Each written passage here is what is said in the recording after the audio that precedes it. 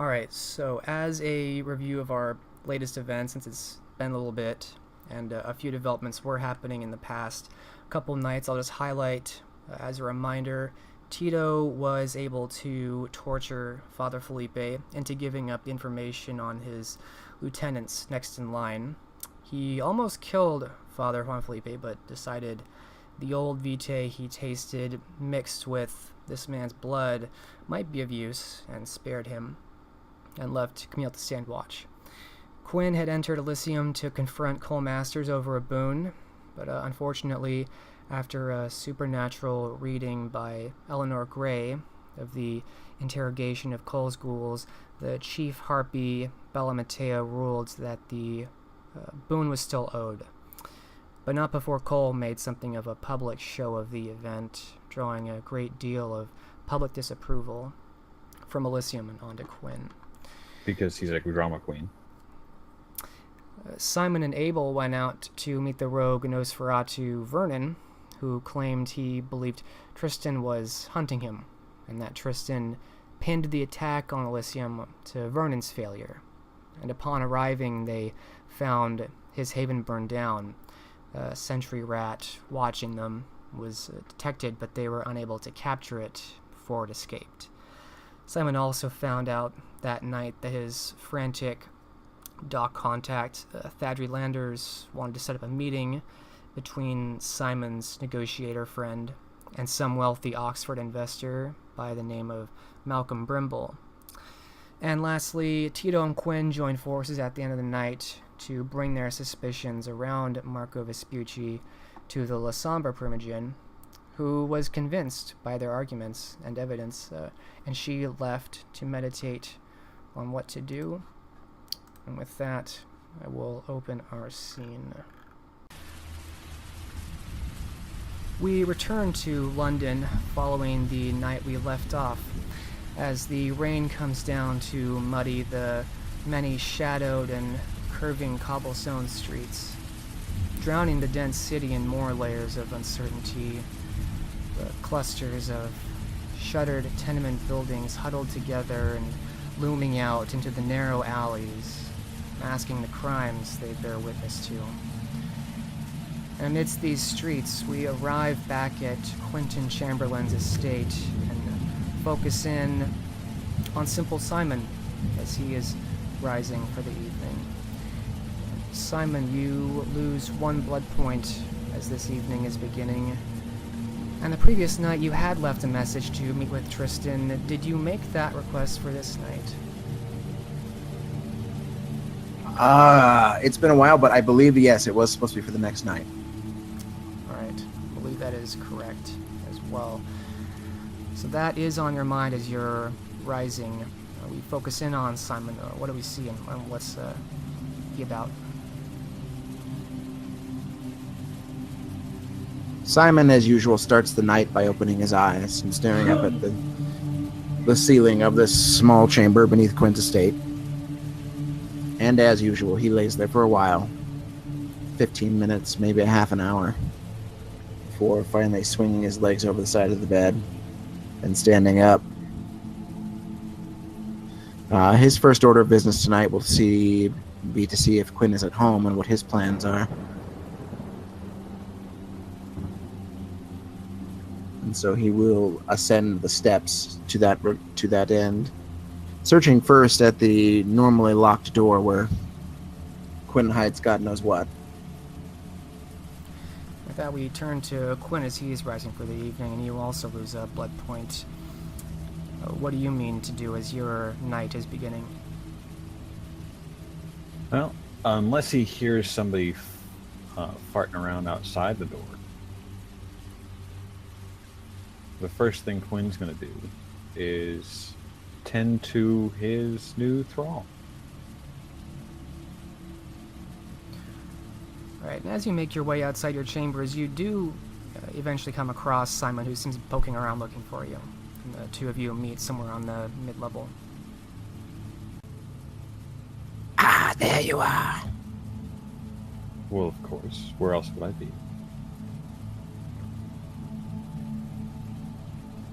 I hardly claim to know your every move. Quinn taps the side of his nose, but isn't that your business? He smirks playfully. Trade secret, we don't know everything. Sometimes we pretend.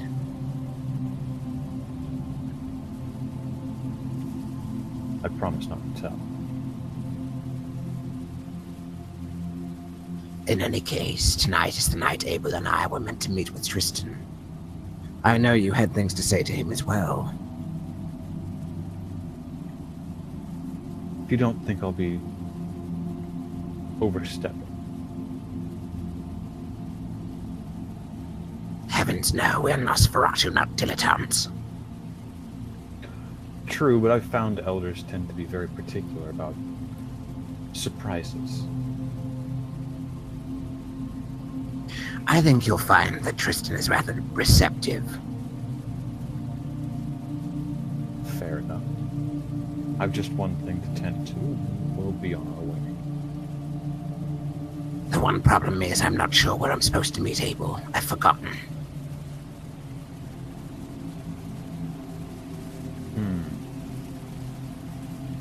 It's been an interesting few days, as you know. You have no idea.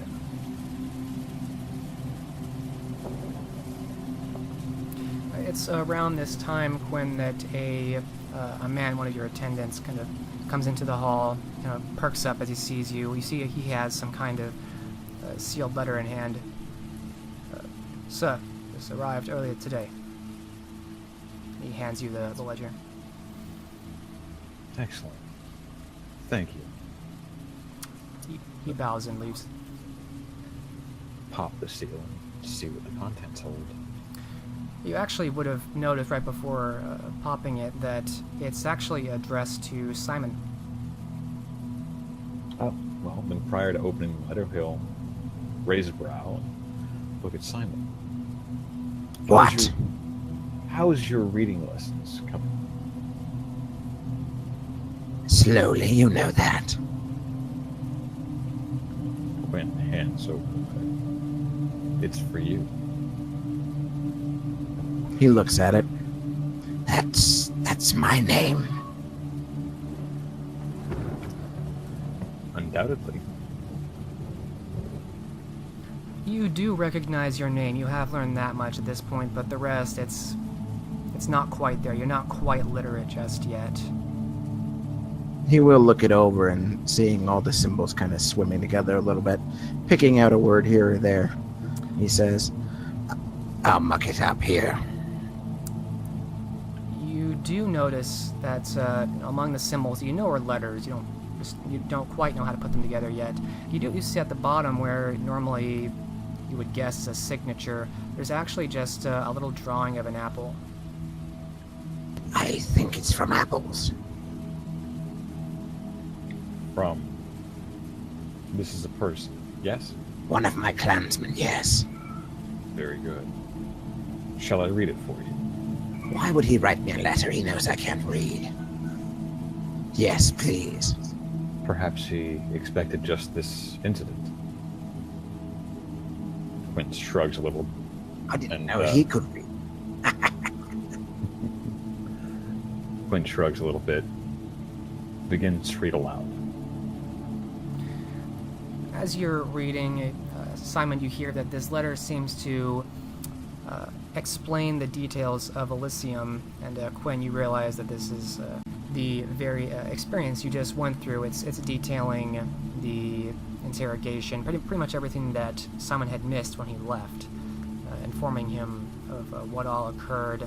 But he seems to have written it in a certain style of prose, obfuscating the names and mincing words, which makes the scene clear to really both of you without actually betraying anything supernatural or anything that might break the silence of the blood.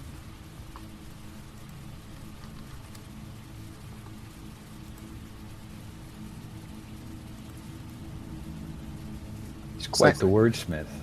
Simon's wits being what they are, yes, he catches that immediately.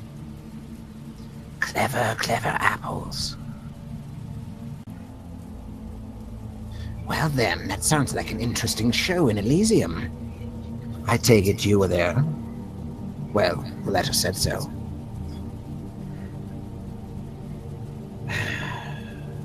Yes, much to my disappointment. A rookie negotiator's mistake I should have seen coming. I have made it a point this early in my unlife to stay away from prestation. My other option was final death. I admit your hands were tied. I might have chosen final death, had our places been switched. You don't want to be beholden to the Tremere. No, quite the opposite. But needs must. We can divine certain other truths and their evidence. Hopefully, Cole Masters will fall with his fellows. I'm not even sure I know who his fellows are. The only Tremere I ever met are Cole and his woman friend and the few other acolytes. I find them to be a deeply unpleasant people, by and large. I don't even know half of the things they do. I only know what I've heard and the warnings I've received. I know far more than I care to, but that's a story for another day, or night, as it were. Let me tend to my new thrall. We'll go and see what we can divine from Tristan and what we might need to share with him. How is your new thrall doing? It's quite obedient. Should be fairly useful in dealing with the purge.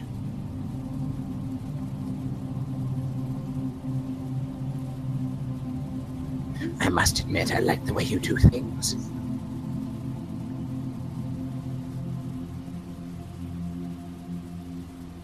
He needs simply a final drop, and he'll be fully bound.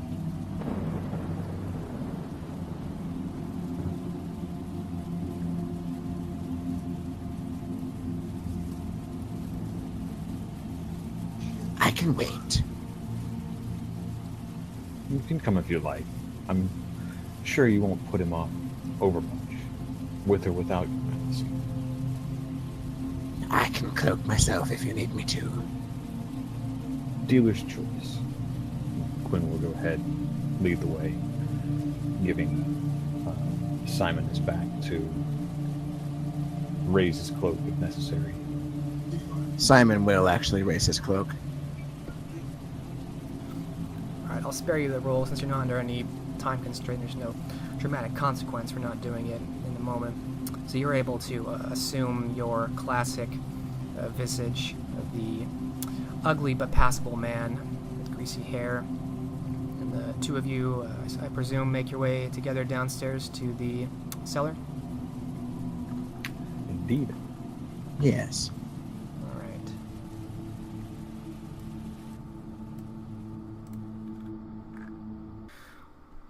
Alright, Quinn, you're making your way downstairs, and much as in times past, you see that your ever increasingly loyal thrall is bound, as you expected him to be, to one of these pillars downstairs in your crypt.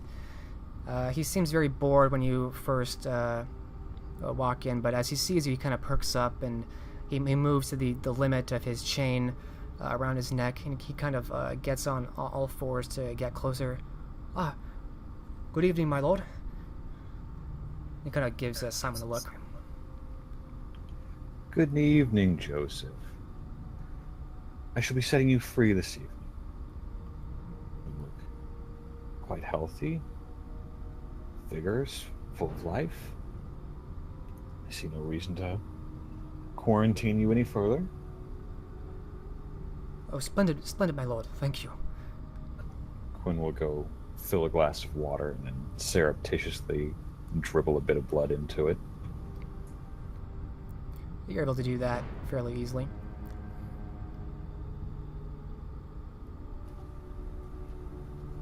You do look a bit parched, though. Do please drink. And he nods happily and takes the cup and drinks from it. Oh, that's very, very invigorating water, my lord. You must have the cleanest wells here. Quite right. Family spring. He nods. Quinn will go about unfastening the shackles. You do so, and you see that as soon as the collar comes off, he rises to his feet and he grasps around his neck, kind of feeling at the area where it's been for a number of nights now. And kind of looks at you. You realize he's a bit taller than you realized, or maybe remembered, since he's kind of just been stuck on the floor. He's kind of lanky, otherwise fairly pale and pretty plain looking. Oh, much better, my lord. Thank you very much. Excellent. Now, do us both a favor. I prefer to be an anonymous benefactor. Try not to bring up my name in conversation. Yes, I can do that, my lord. Also, I understand you're affiliated with the Purge. Isn't that right? The cleanse? Yes, the cleanse. Pardon me. Yes, but I swear I have no more loyalties to them anymore, my lord. The night you found me was the last night I had any intention of serving them anymore. Well, be that as it may. I feel their service is necessary. I would like for you to revisit their group. He looks confused. I'd like very much to present them with some gifts.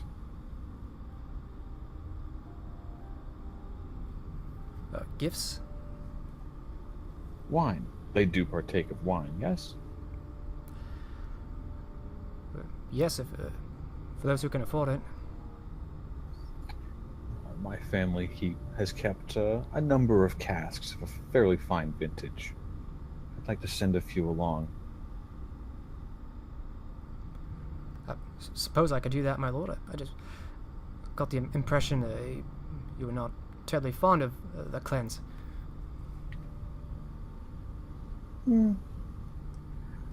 Not fond of their methodology, for certain. But I do see some benefit there. It is not my place to question you, my lord. Of course I can deliver this.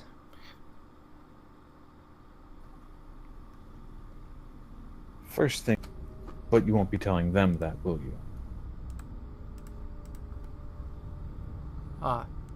No, I suppose not. There's a good lad. So you just wish for me to bring this cask of wine after I've learned when the next meeting is going to be? Indeed. We'll be providing at least one cask of wine to each of the next few meetings. He nods, like kind of furrowing his brow. You can tell this is stretching the limits of his working memory. Don't you worry. You just worry about the first part. When Yes. will you next gather in number? And where? I'll worry about the other details. He nods once. They would likely ask me where my cloak was. Do I still have my brown robe somewhere?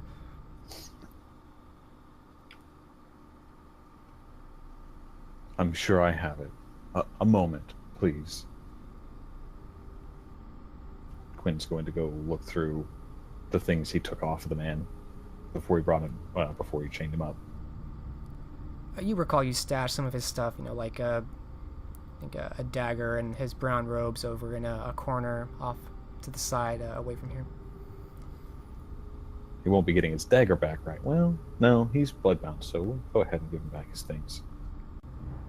Have you a family, Joseph? Well, my mother and father and my sister, but actually they're in a town north of here. I see. Whereabouts? I'd like to send them a little something. Well, the town is called St. Albans. It's not far, actually. It's perhaps half a day's ride. Why is that familiar? That name has been mentioned once, but I don't know if it's been mentioned to you.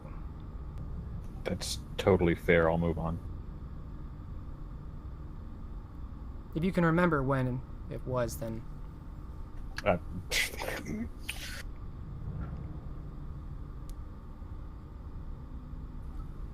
Seems unlikely in the next few hours.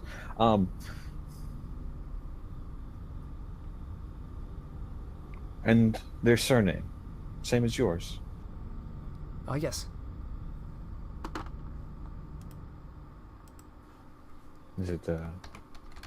Is their home in the town itself, or is it a farmstead? In the town itself. Good. I'll send a writer. My lord, why do you need to send a writer to my family? Well, as I said, I'd like to send them a little something. House of Reliquos in St. Albans. Don't you worry. They'll be taken care of. He looks confused again, but he nods, seemingly trusting you.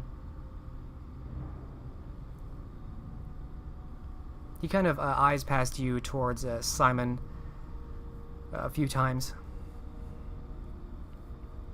Simon is standing there quietly, watching the exchange, knowing better than to say anything that might be too revealing or damage the relationship that Quinn is building.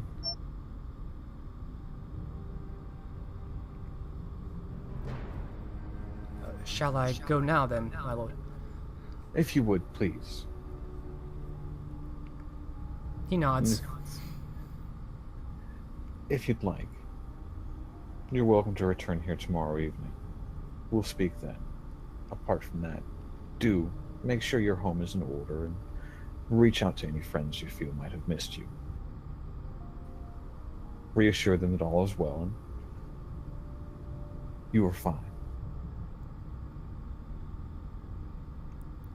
Yes, I'll do just that. Run along then.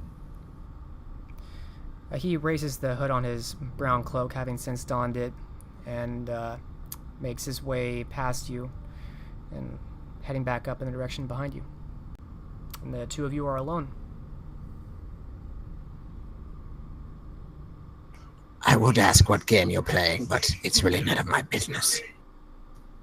It seems our dear friend Marco has his fingers in a few pies surrounding and within the clans. Really? Well, if the missive you recovered from his manor is anything to go by.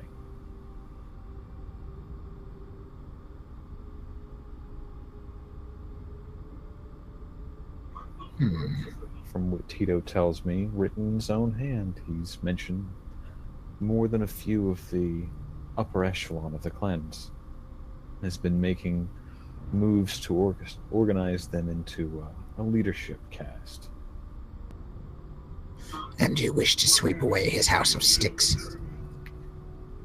And I wish to foment a firmer hand within their number. He moves with disciplines, preternatural powers. I would invoke the full power of the blood. It's a dangerous game you're playing.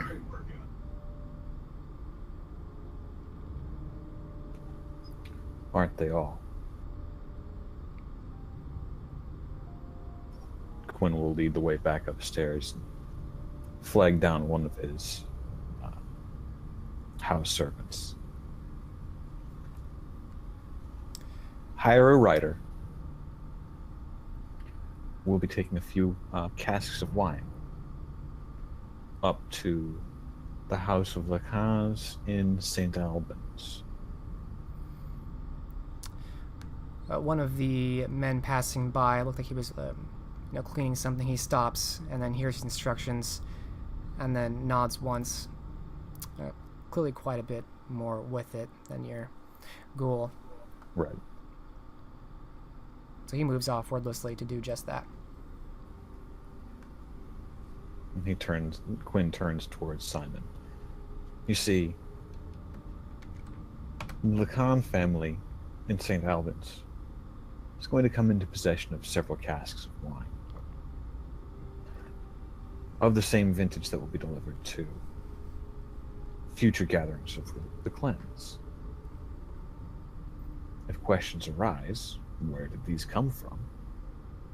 Members are asked, and their family homes searched. Young Joseph's family will be quite put out. It will deprive me of a particularly nice vintage, but it's a simple price to pay. Is there something you're expecting me to say? Merely letting you in on my thinking. Ah. It is a dangerous game. But if we tie up all loose ends and leave nothing else to be traced back to us.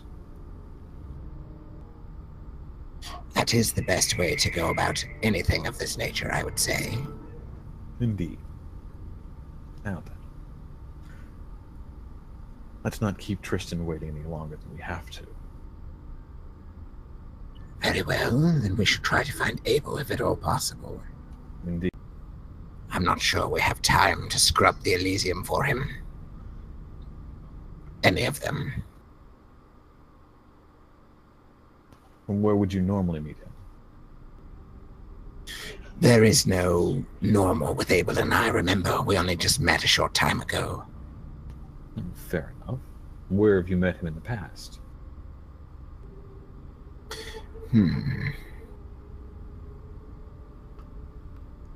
I would say most of our meetings have revolved around Elysium, as a matter of fact.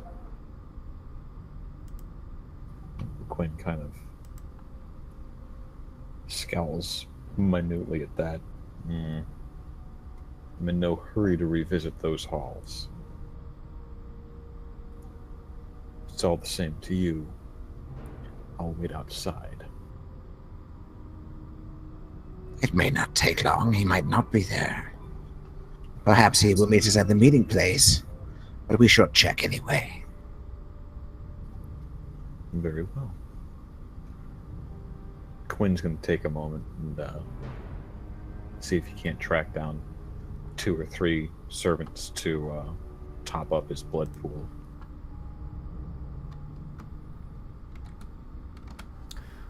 All right. So Simon is heading off in the direction of Elysium to check on Abel while you feed on some of your servants. Yep. Quinn will catch up. Okay. You may do that. Of course, there's no one who just idles in your household, so you are able to feed on your staff, but you know that as you do, their efficiency will decline, their ability to keep up the estate will decline as the more you feed on them. Well, obviously, but I'm not intending to make a habit out of this. We're kind of on a short timetable, and I didn't want to waste a whole lot of time tracking down my herd. Right. I'm just saying up front that since they don't really count as herd, that long-term use probably wouldn't work out so well. Fair enough.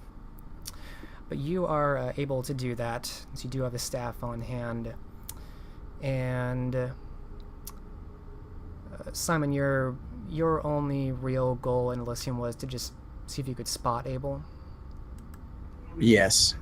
As quickly as possible without attracting attention. Okay. Then we will switch scenes from here. All right. So you do not see Abel when you go out into the city and look for him in Elysium. You see there's quite a few people at Elysium, but you don't see him there, so you, I presume, head straight to the meeting spot after that? Yes. Okay. Hopefully Quinn's caught up by now. Yeah. How many blood points did you want to take from your servants, Quinn? 3 total, not all from the same person. Right. Okay. You're able to do that. It's not going to have a large impact this time, and you're able to take 3 points in total before you make your way out. And you're actually going to transition to a different part of London. Tito Vega. You are rising for this evening, but something is different when you're rising tonight. You had a dream last night that was very engaging. You're rising quite late in the evening, and as you're coming out of this dream, you're reliving the torture that you put Juan Felipe through, and you're finding a certain satisfaction in it. You don't really feel that bothered by it at all. And as you're reflecting on this, you feel different from the past night, somehow alien and estranged from the world, like you are a lion living among sheep. And this predatory experience is almost overwhelming. And you know that you can no longer hide how close the beast is to the surface anymore. And at any given moment, it might take control now. You are rising at one humanity this evening. What do we see with Tito, and what does this monster mean to do tonight?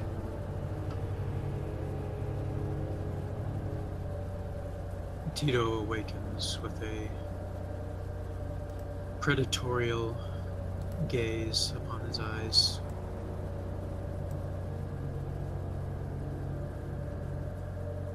He is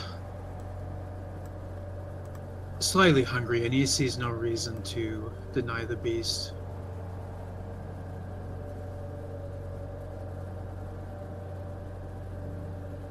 His first action will be to seek out Camille. Alright, and as you're putting yourself together, you realize that without meaning to, your fangs are actually naturally extended. It seems much more comfortable to have them out, and it's your baseline now. It actually requires more active concentration to keep them retracted, lest they slide out without meaning to.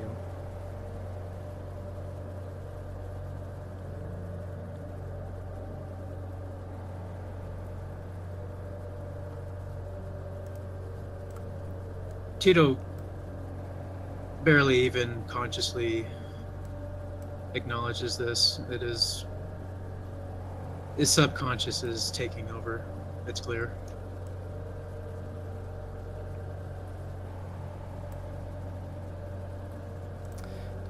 Yes, you do feel like something else has more sway over you than it ever has in the past. But you're at least aware of this as you're rising. And you know that you left Camille in charge of Juan Felipe, and it's very likely where she's going to stay until you tell her otherwise. So you make your way down in that direction, and the sound of the rain starts to fade behind you as you go a bit deeper into the priory.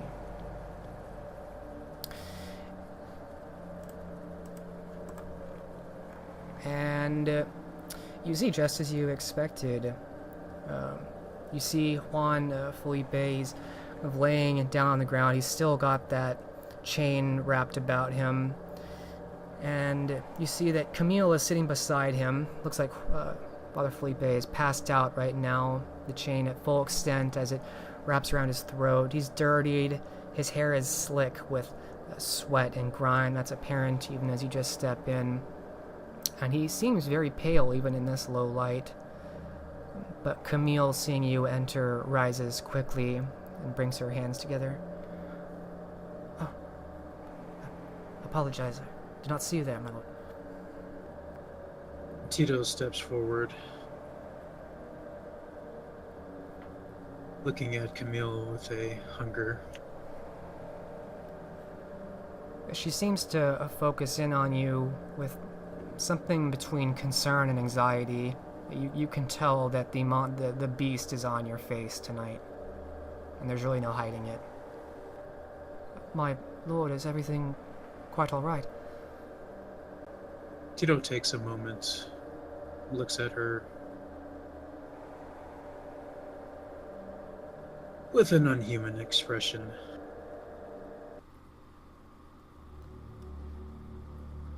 She seems to kind of open her mouth a bit, as if to speak, but perhaps a bit scared in your presence. The man you had me watch, mostly been unconscious. He seems faint and feeble. He's been quietly murmuring something over and over in his sleep. No crypta, no crypta.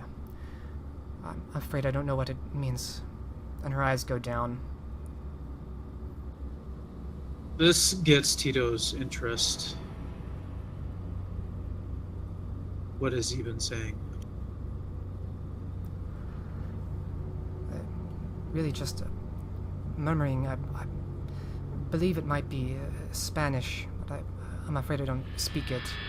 Mostly he just says the same thing. Por favor, no crypta. Kind of shakes her head, not really sure. I cannot make true sense of it.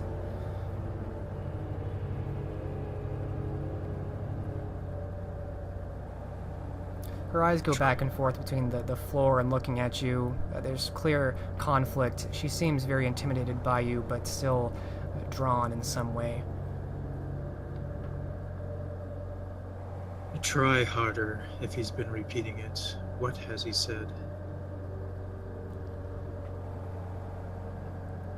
She brings her hand up to her arm to squeeze a bit nervously, as if like a nervous tick.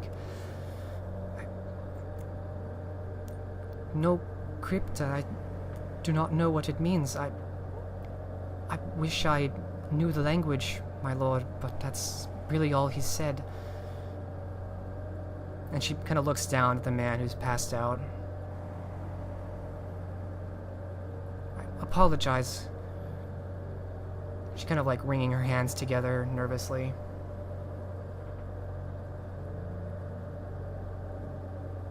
Tito will, since this is a language he's well versed in, he'll take a moment to think what she could possibly mean. Crypta basically just means vault or crypt. It's some kind of underground dwelling. It's kind of a generic word. And this man just keeps saying, according to her, she keeps saying something like,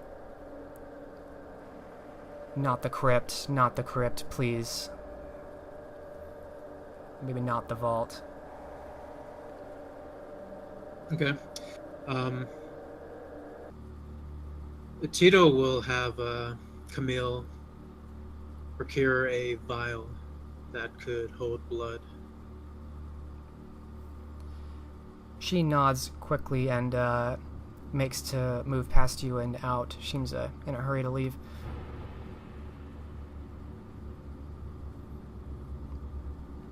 Meanwhile, Tito will look upon Father Felipe. He's passed out in his own filth. He smells a bit soiled, perhaps. There's a bucket nearby, but he's just kind of a mess right now. He'll wait for Camille to return then. It's not long. She's pretty quick about coming back, and she has not exactly a vial. Those aren't extremely common right now, but she does have a suitable small container. She seemed to know that you wanted something like that.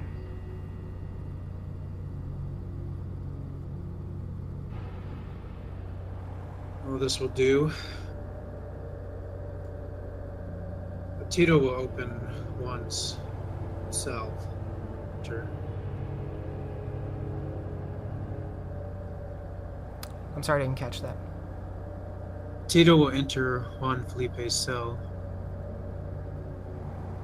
With the container in hand, he'll seek to puncture Juan and fill the container enough for a sample of the elder blood within. He stirs a bit as you pierce him, but as you get closer, you can see just how feeble and weak he is. Since the time you fed upon him, he's still alive somehow.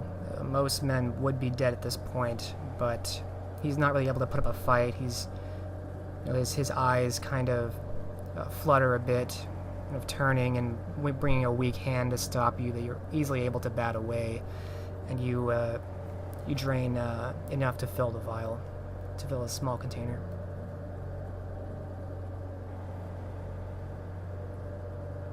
Tito will turn to Camille. Has he eaten? I've tried a few times to bring him food. The times he is conscious, he seems to refuse it. This will not do. Force feed him if you must. Make sure he gets some nourishment. She nods once slowly, her eyes a bit wide. Shall I go fetch supper for him then? Yes, you should. But first, I'm a bit hungry myself. You can see her kind of swallow, looking nervous, and quietly looking at you. Her hands clasped together. Tito will step forward towards Camille, looking her in the eyes. Wild.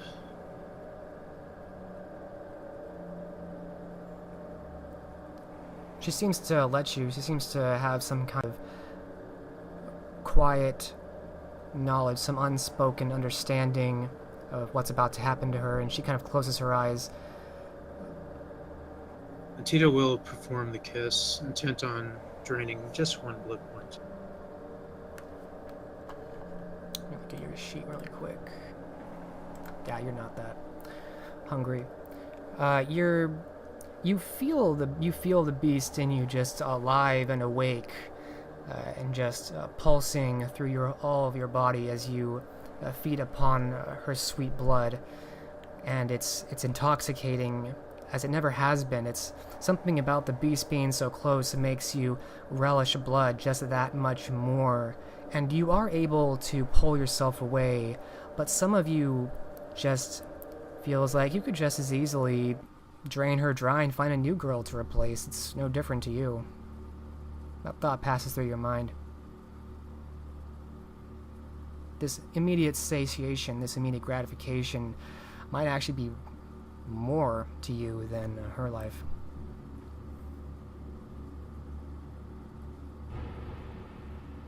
This realization, Tito takes a moment to just actually reflect upon the monster he is becoming. This crucial turning point. Yes, you realize you're not hungry. You just want to feed for the sake of feeding, for the pleasure of it. You don't even feel like you need to. It's just a realization that you don't care. Or at least, some of you doesn't care. Some part of you gaining control.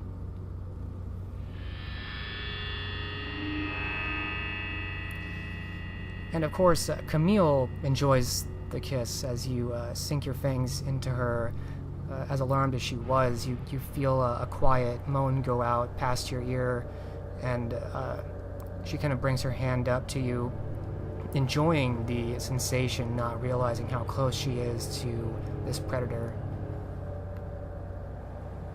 And she looks at you with a mixture of that love and admiration as you pull back, viewing her more as a lion views meat, as she views you more like a lover.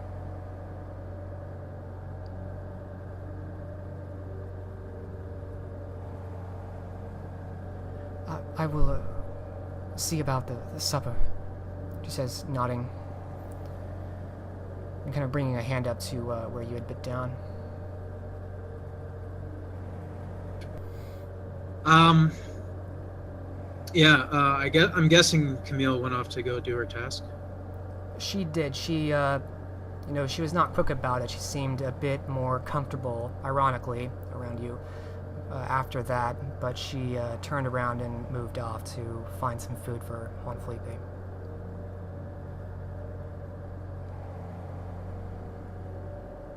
Tito will take the vial he has collected.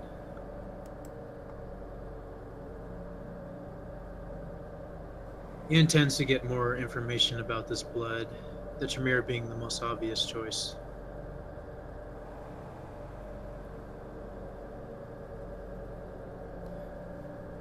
Alright, you have your vial of blood. Is that where you mean to go off to, or where does Tito mean to go now?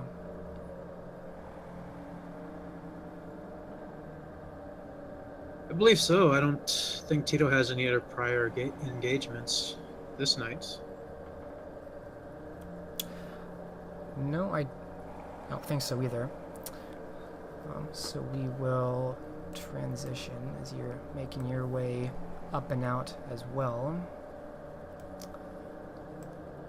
As this scene closes and you leave behind the fading pale figure of Juan Felipe and his mess and his weakness.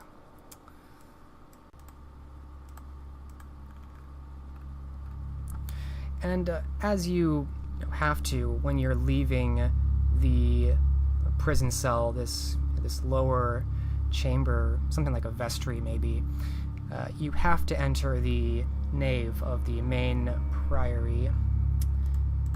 And as you do, you look down the nave towards the end, towards the altar, and you see your sire is there, Juliet, at the end of the nave, and speaking of all people to Robin Oliver, her other child and your sibling. And they're saying something quietly as he bows his head politely and making to leave. Robin begins down the nave towards you, and they seem to both recognize that you're there. Robin smirks ever so slightly as he's studying you, and you're passing him. But he says nothing, he just smirks. Tito will respond with a hateful glare at this. He maintains the smirk the whole way as he passes you and continues on towards the exit behind you.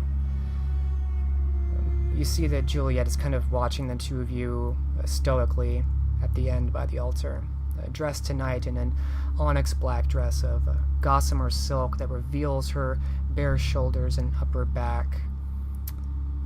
And her pale visage is serious and composed as she watches you.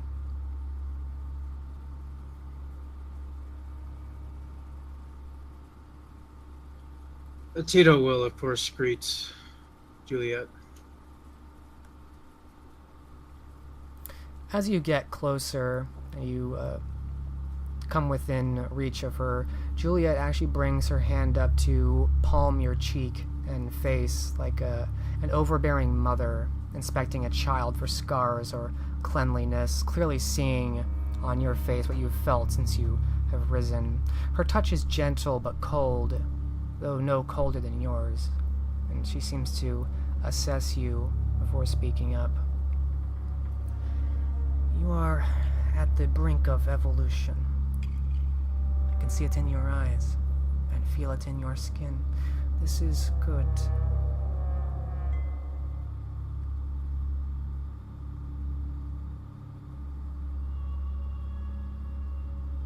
The beast is very close to the surface. She nods to you with something of a satisfied smile across her lips. It is best not to linger in such a state for too long, lest the beast overtake you. Soon I will guide you to the other side, where your mind will truly be free. And she says this holding your face with her palms, her eyes gleaming with desire and contained excitement.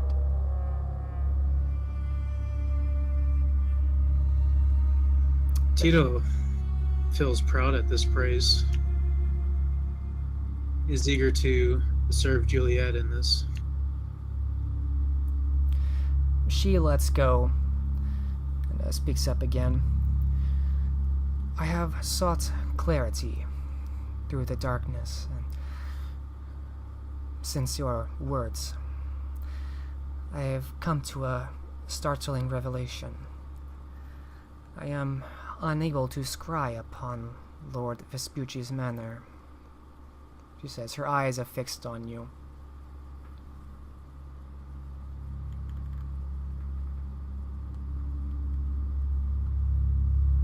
Truly.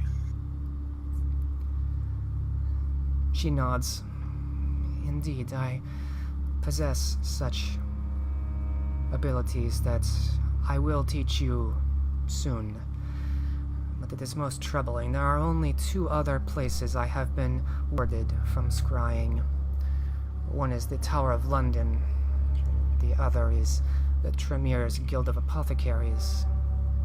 This tells me that Lord Vespucci has some command over the occult, or has allies with such command. I cannot say which is more dangerous to consider.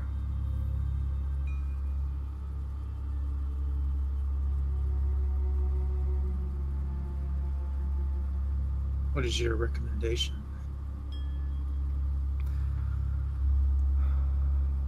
She bites down on her lower lip in thought and kind of turns away, pacing off back up towards the blank altar. As I suggested before, my child, I advise caution. This tells me he has gone to very great lengths to conceal something from even the supernatural.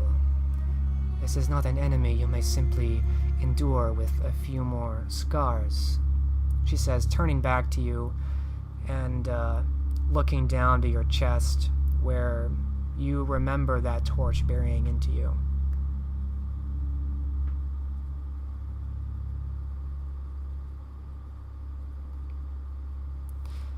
You need evidence that you may bring to the sheriff, that we may summon the full might of the city and the prince upon such an enemy.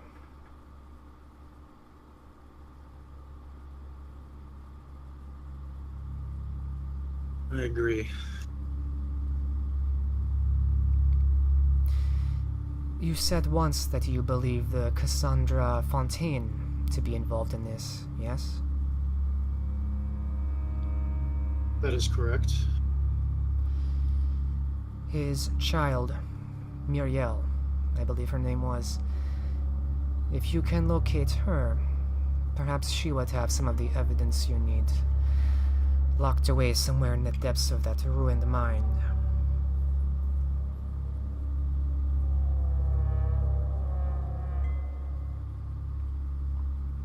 Unfortunately, I do not have a trail on her. She nods, seemingly expecting that.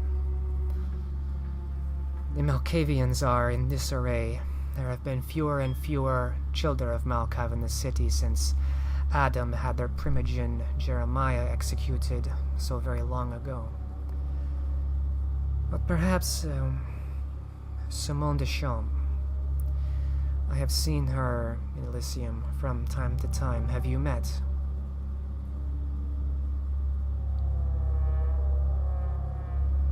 I've spoken with her once. I do not know how communal what remains of the Malkavian collective is, but she may know.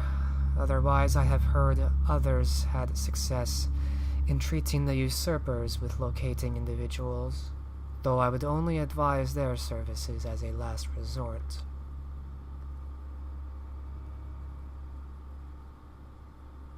These are my suggestions to you, my child. Your words are wise. I will heed them. Then go and do what you may with this night, but be of mind to what the beast may tempt you to do. And she kind of steps forward again, looking you over, as if she's looking at something that draws curiosity in her, kind of turning her head. You may experience at this state moments when you act before you think. That is the beast. It will have nearly as much control over you as you have over it. Be careful.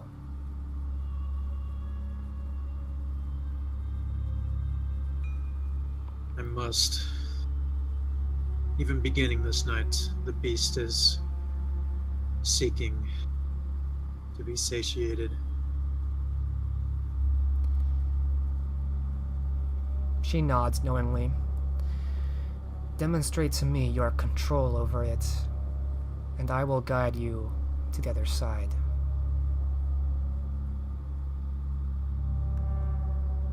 This, Tito brings up a smile, although he struggles a bit to form it.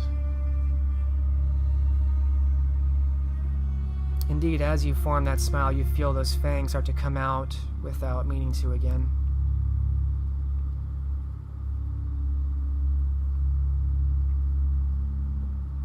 But she simply smiles to you, seeming not bothered by it, and then brings another hand up to your cheek, squeezing it again, and then turning away to leave back in the direction of her chamber.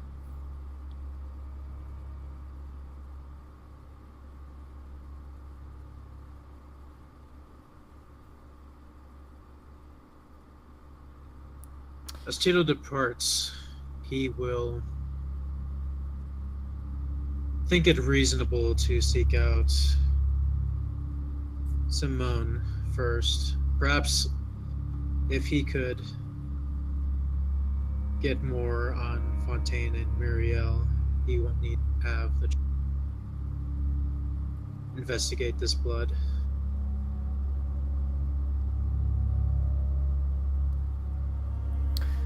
Alright, so you take off in the direction of Elysium, as you found her in the past, or? Yes. Alright. You disappear down this dark nave in this Blackfriar Priory, out the door and into the rain. We close this scene. We turn to a different part of London. We will open following Simon as he's making his way through the sewers, and you make your way into the meeting area away from the wetter area, because you see that as you're passing through, you do have to duck a few of the sanitation workers whom are still quite filled in this area. They're still making it somewhat difficult to move around underground, but you have more than enough skill to pass by them with a little bit of patience, and you make your way into the meeting area. And as you do so, you see that around this time, Quinn has returned to this area as well. And you see the familiar wood table with its carvings, where you are, as you recall, you've seen Tristan kind of dig his nails in. This mattress that's kind of filled with feathers that are coming out and soiled and stained. It's the place you know that has been the most reliable place to meet Tristan in the past. You don't see him immediately, but the two of you see each other as you're both arriving.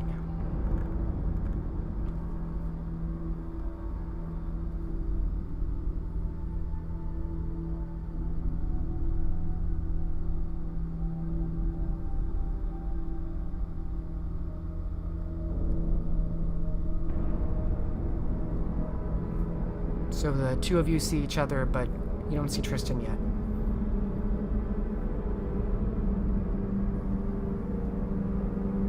Quite the home your primogen makes.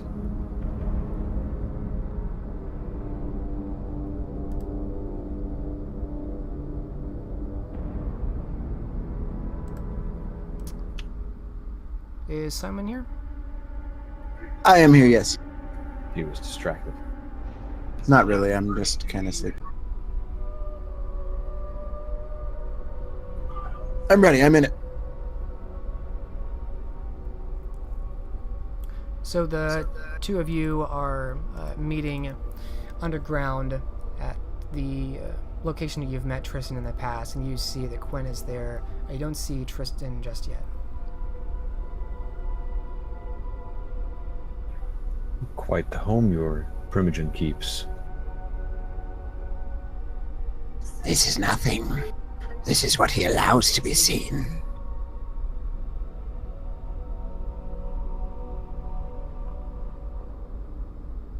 He'll be here soon, I'm sure.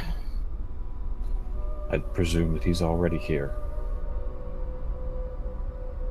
Possible, I suppose, but more likely he's busy and will join us shortly. The two of you don't have to wait terribly long before you see that Tristan kind of manifests somewhere down the tunnel and is kind of creeping along. He's hunched over with this long and heavily frayed cloak, a tattered black cap, which does much to conceal his odd proportions, but little to help his almost rat-like face. And he speaks up, staying mostly to the edge of the chamber as he reaches it. Got your message. Hope this meeting is an update on your findings and that there's a good reason that he has been brought here. So once Tristan enters the chamber proper, Quinn will bow his head in deference and address Tristan. I requested it, Lord.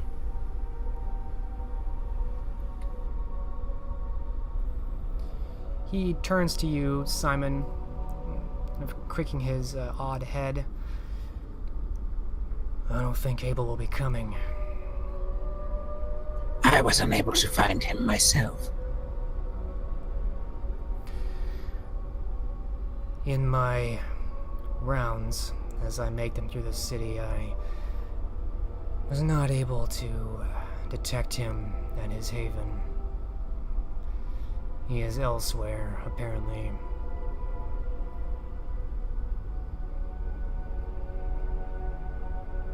It would appear so, and unfortunate that is. I do have something to report that perhaps you do not know. He seems to stand there, still as a statue, without any immediate reflection.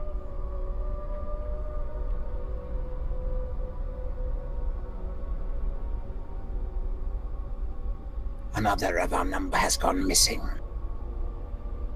Vernon's haven has been burned to the ground.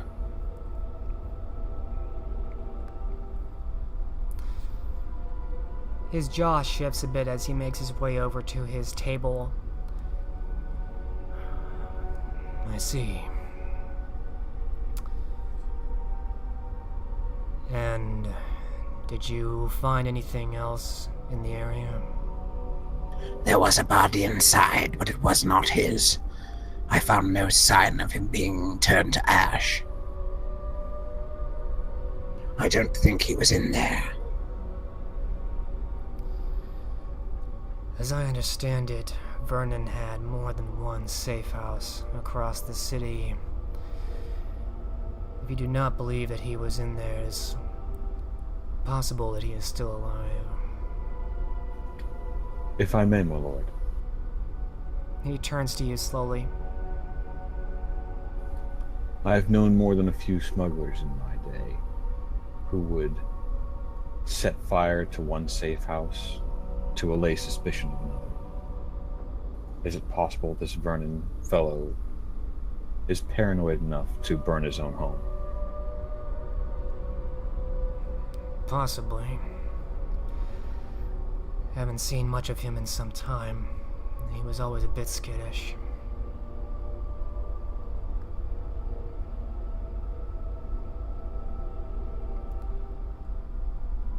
Any other news on your investigation? He says, turning back to Simon, you found Harbor Inn. Vernon's the one that we did talk to at first, right? Vernon's the one that Abel definitely talked to. Right, and told me what he said. Mm-hmm. Harper we have not found, Tristan. And it is very possible that if Vernon is alive, and he is responsible for the fire, he's doing it to avoid you. His eyes kind of narrow at that. To avoid me. He has it in his head that you attempt to frame him for the burning of Elysium. His eyebrows, if they can be called that, raise briefly. Bollocks.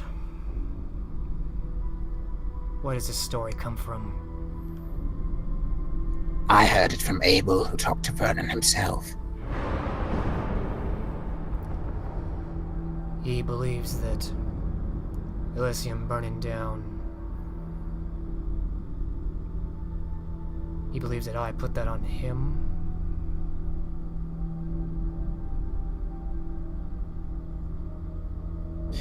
It sounded like paranoid claptrap to me. But all the same, he seems to believe it.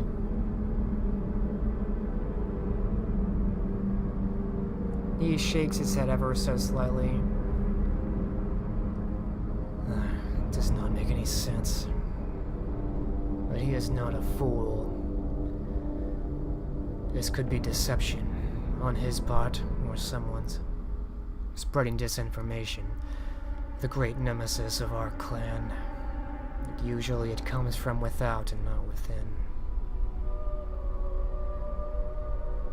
Troubling.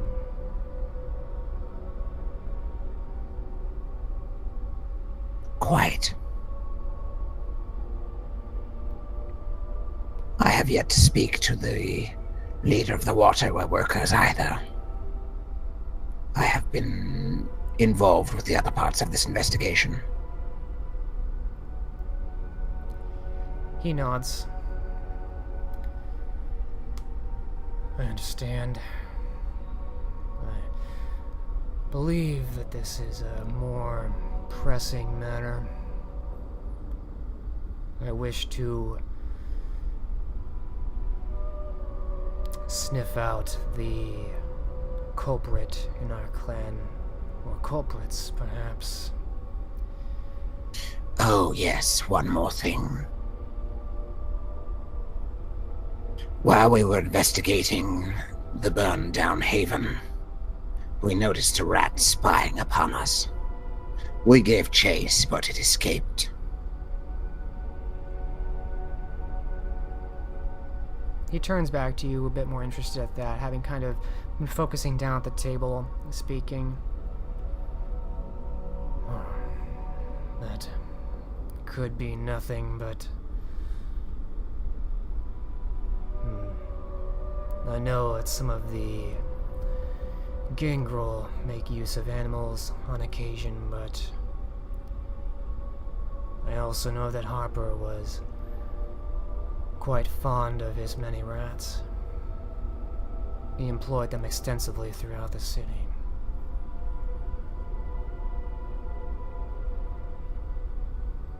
Of course, there's no way to tell one way or the other, unless we found him.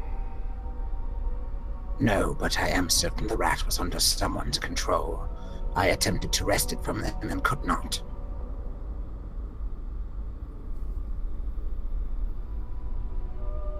I can't imagine many Gangrel are interested in the ruins of a safe house of a Nosferatu, one that is likely not even known by the Gangrel. It does point more to the use of the gifts by one of our own. Perhaps Harper was watching you.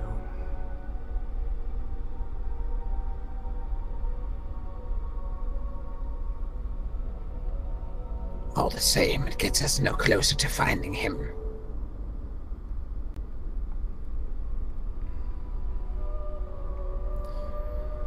The waterways are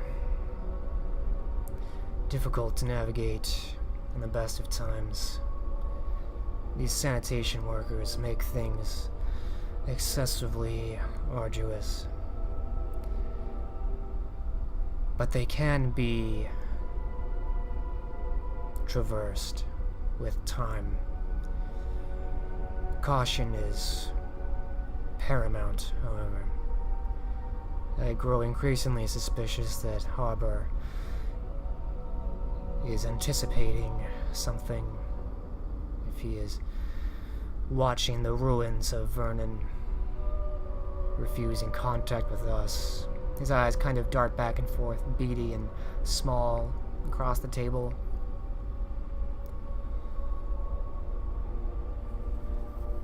I know that he was somewhere in the northern waterways, but I never exactly knew where.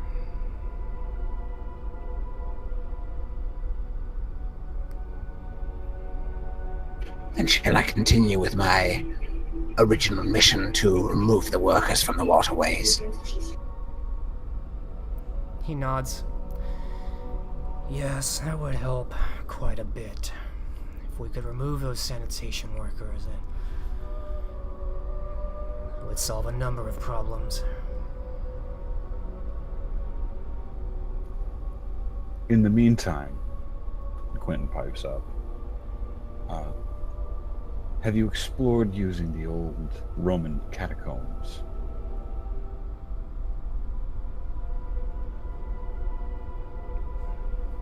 To what purpose? He says, not looking at you. I know a good number of them run far deeper than the more modern. The more modern. I just dumped Roll20, hold on. They run a good deal deeper than the more modern waterways of England. It would offer a refuge that the sanitation workers aren't exploring.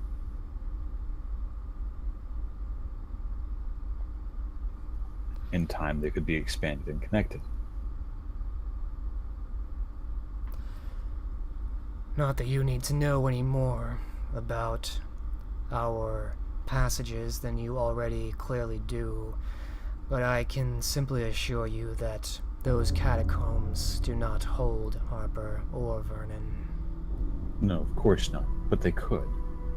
They could hide an entire clan. Let me be more explicit. I can personally assure you that is not the case. Yet.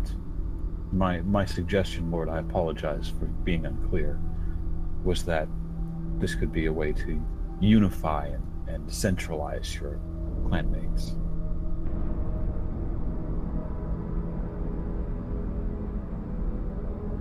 What makes you think we don't make use of them? This is why I asked, had you explored it?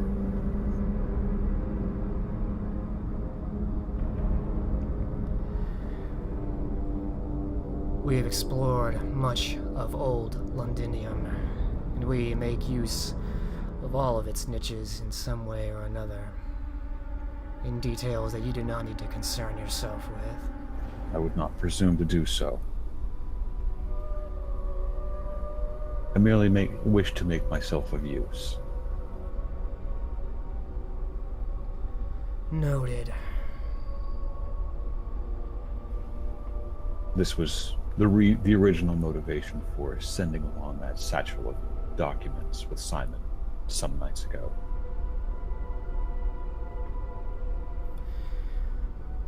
Yes, I received your letter. Had you had a chance to investigate the contents of the package?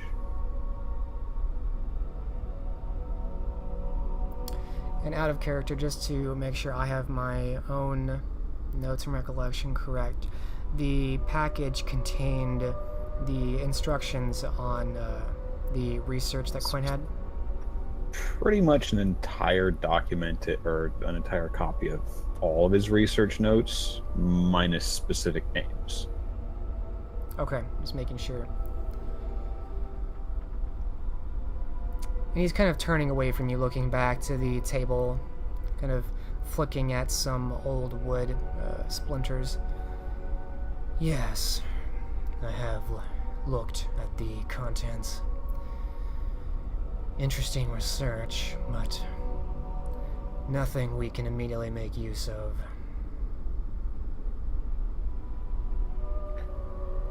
I merely did not want anyone else to have a monopoly on it, especially given that, as I understand, your clansmen tend to have the most direct dealings with the afflicted. With the what you cut out? The afflicted.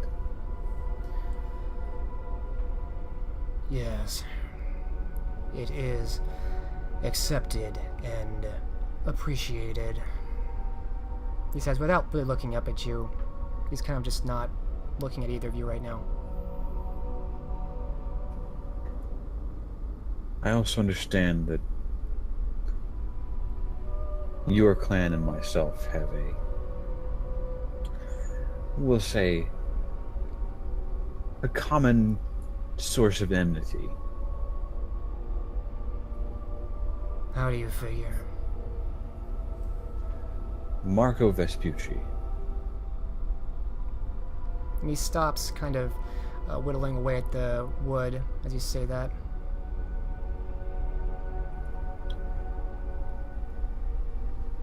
As I expected. I have reason to believe that Marco Vespucci hasn't been Marco Vespucci for some time. Now that's an interesting claim. What makes you think that? He says, turning and looking at you again. The description that Simon gave of the chamber he found beneath the man's manor.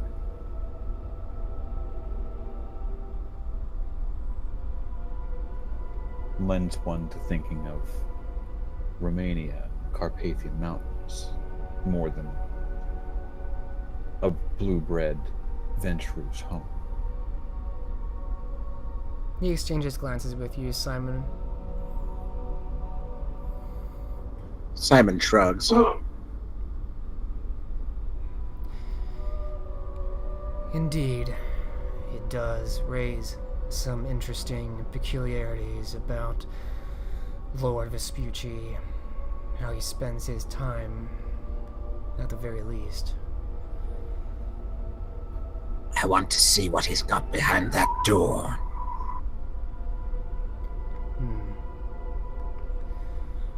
What indeed? He seems to look down in thought for a moment. It seems Lord Vespucci is gaining a number of diverse inquirers. He says, looking back to you, Quinn. Are you proposing something in particular, Whip? Not as yet, and I'm here in no official capacity. I want that to be clear. So far as my clansmen know, I'm merely exploring the idea of an alliance between my clan and yours.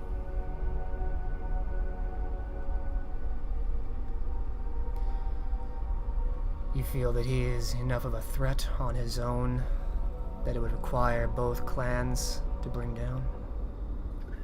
I feel there are enough threats caused by him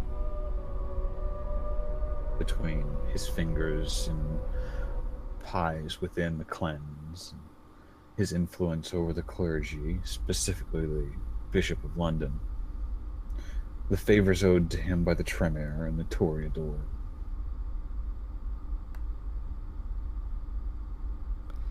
It's quite a tangled web the old man has wove. Seems you have done your research. He says, kind of eyeing Simon again.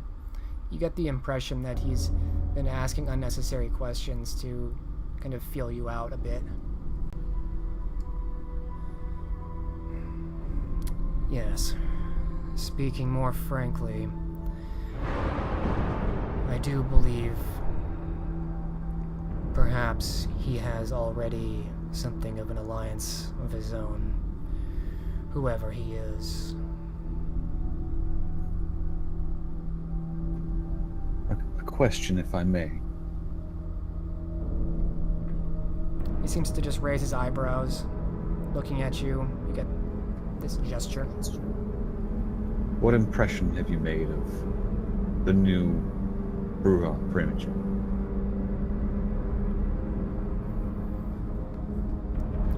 Give me one moment.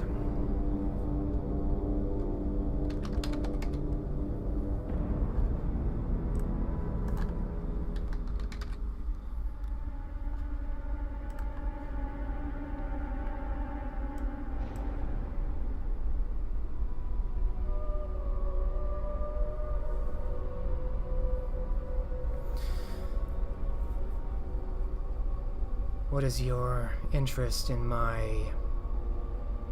evaluation of our prince?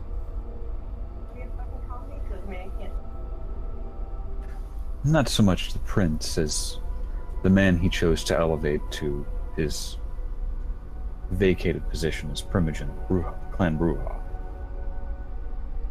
Ah, yes. Alexander. I apologize.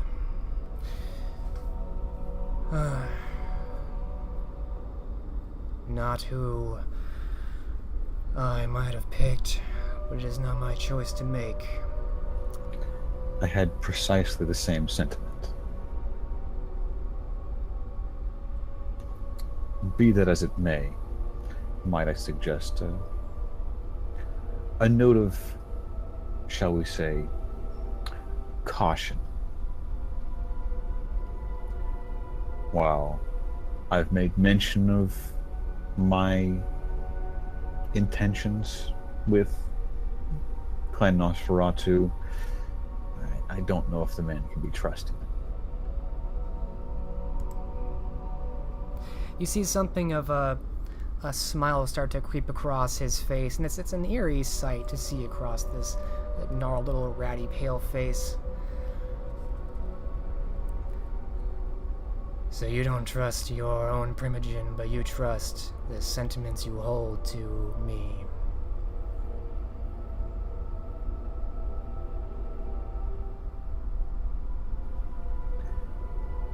I don't trust my Primogen to have my best interests in mind.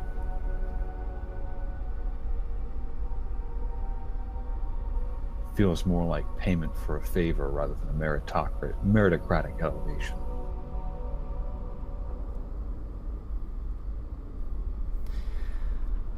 Well, not all elders work upon the same value system that you seem to hold in high regard.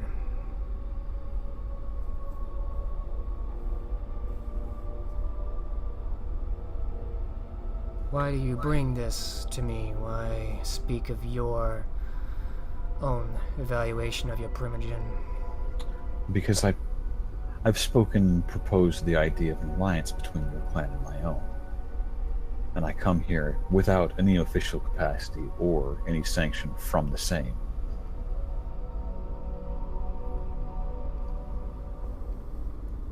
I see. So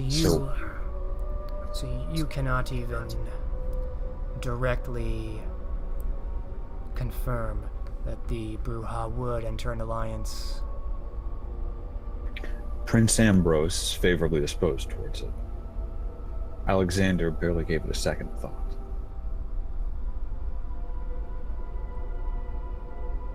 He tilts his head as though weighing something. The man seemed far more concerned with the saving of my immortal soul than any efforts I might be putting forth on behalf of my clan.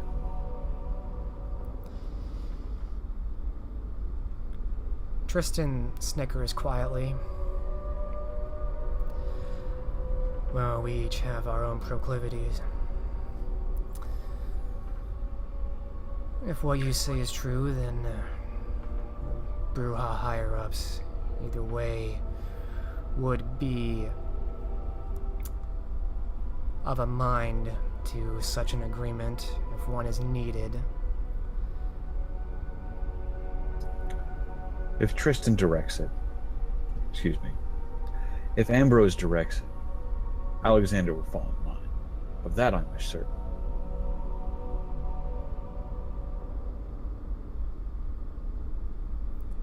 He seems to go back to his table, kind of flicking at one of these grooves, going back into thought as he speaks up again.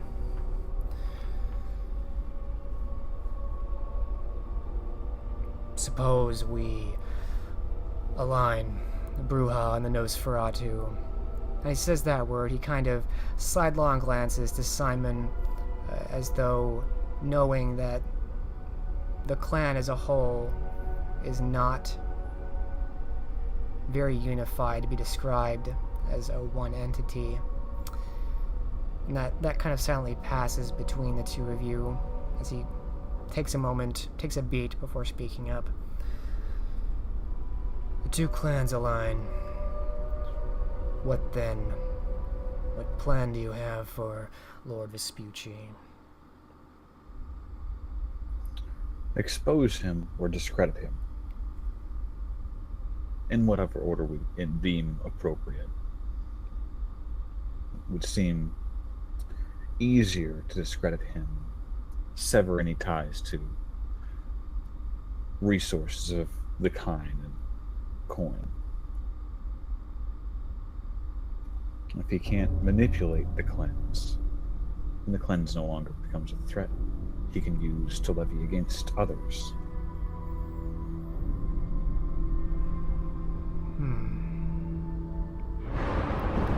Similarly, if we can cut his ties to, say, municipal workers.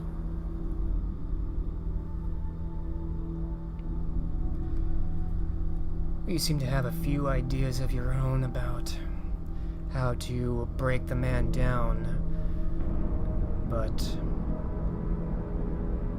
you do not seem to have an answer for why he is here and what he wants. Why, if he is in fact one of these fiends in disguise, has he come here? From where does he hail? Why does he play this game? Questions I need answers to as well. Questions that need to be answered before action is taken. I couldn't agree more.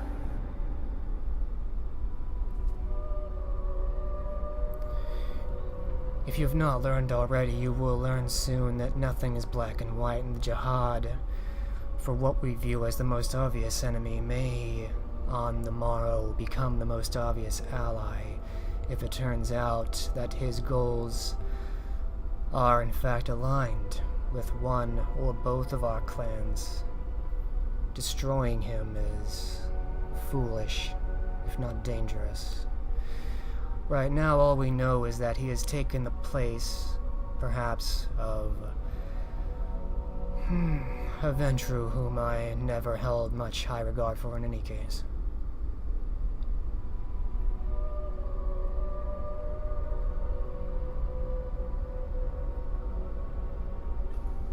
This has become increasingly obvious to me. I also feel it would help to bring a certain group of jumped up illusionists down a peg. The cleanse. Yes, they has been a thorn in all of our The tremor. sides.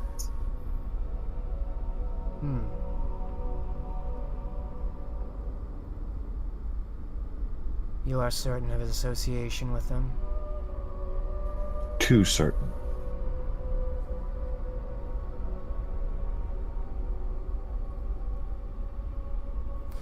I had suspected similarly, though I had not gained enough to be certain of the nature of that relationship yet.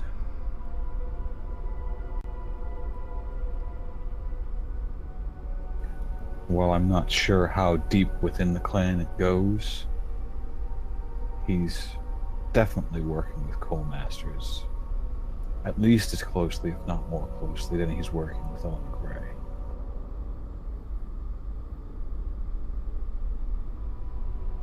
He seems to smile knowingly. Very good.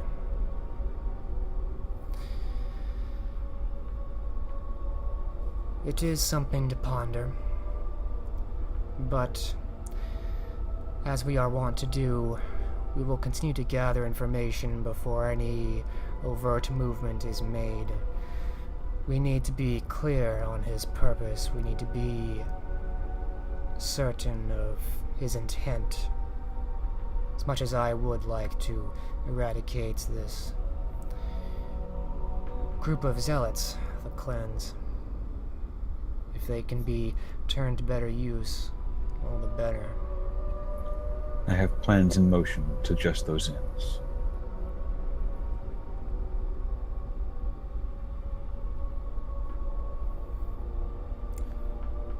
What do you make of this? He says, finally turning back to Simon.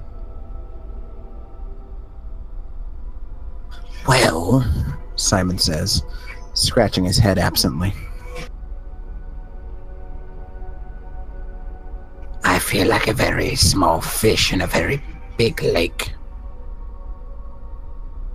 And if it's all the same,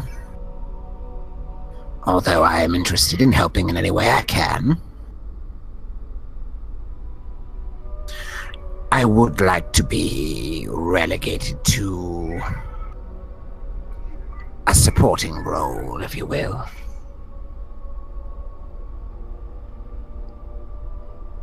That is to say, you smarter people tell me what to do, and I'll do it. He nods. A supporting role it is. I will continue to collate on what I have. You take careful steps around him in the meantime. I know of no other kind.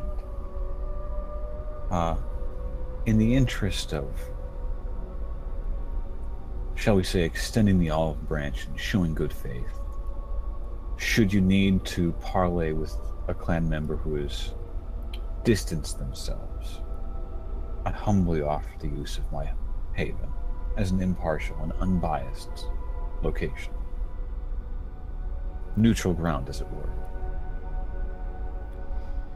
He smirks subtly. Of course.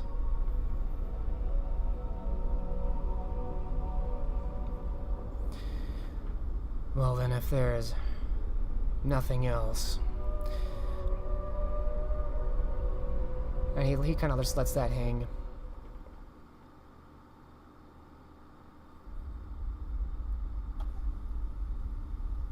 The pleasure was all mine, my lord. Quinn kind of inclines his head again. Tristan turns back to you again once more, Simon. Sanitation workers, Harper. See what you can do about one or the other, or both. Northern Waterways, somewhere, I think. I will do everything in my power.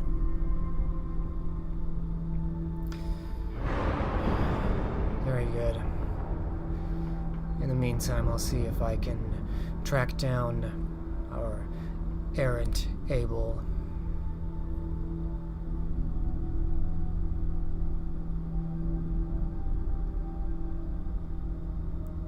And unless anyone says anything else, he simply turns. There's the long rags ending in his cloak, kind of sweeping around on the mess, brushing a few miscellaneous items aside, and kind of creeping back off in the direction he came. Good hunting, by the way.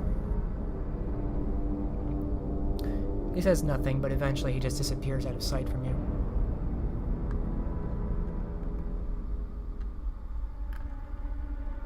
The two of you are left alone in this ruin, this mess. Okay. That went well. As well as I could have expected. Do let me know if there's anything I can do to help facilitate your endeavors.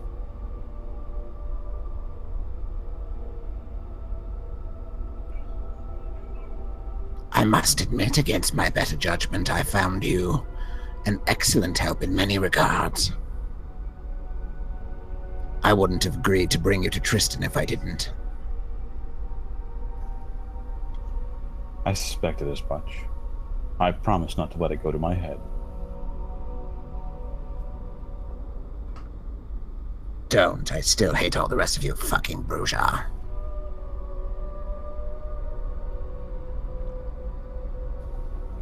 If our current primogen is anything to go by, I can't say as I blame you.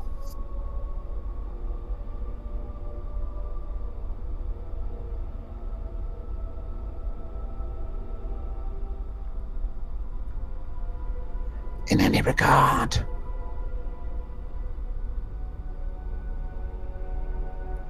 Have you any connections with workers on the waterways?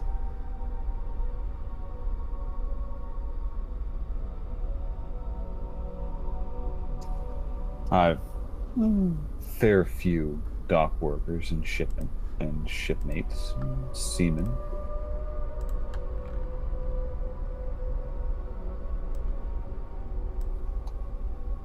Unless you meant these waterways, and he gestures kind of around.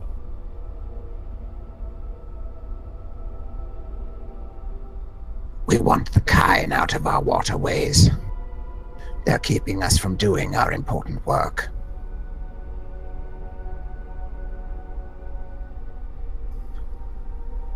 I see. Unfortunately not. However, coin does go a good ways.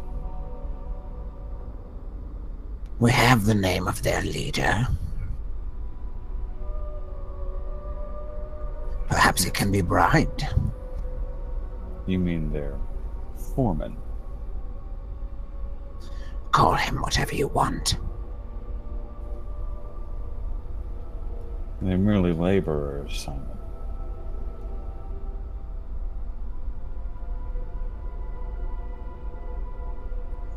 Then why are they giving us so much trouble? Because they're being directed to. All they need is a louder voice.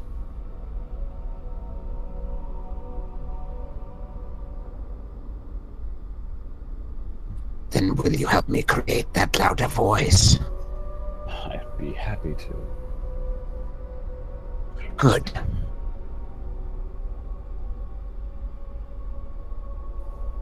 From where I stand, the more easily the Nosferatu can get around, the more easily the kind can be manipulated by all, and the more easily any breaches of the Masquerade can be swept under the rug, or stopped before they get too far. Simon drums his fingers on the table a bit. There are things I cannot tell you yet. But I can tell you this much.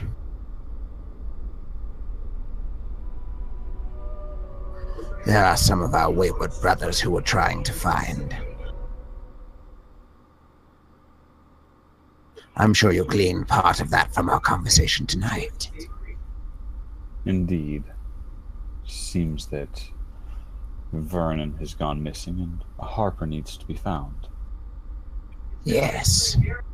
The northern waterways. Somewhere. Where the workmen are now.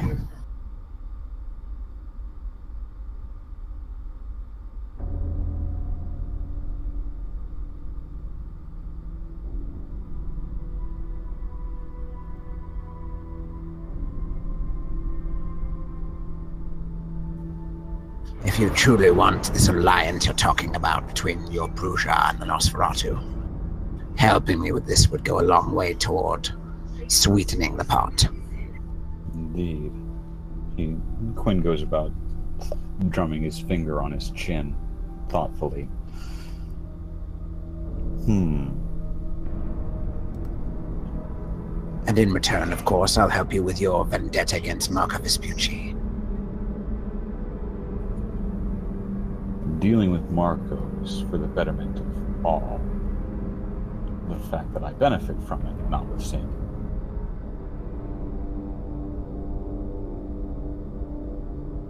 Well,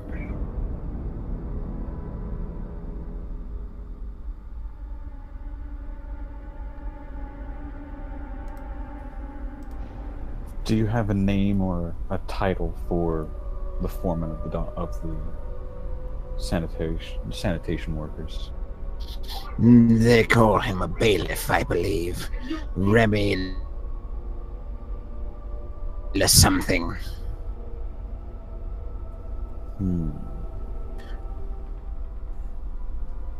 I'd need to know the man a little better.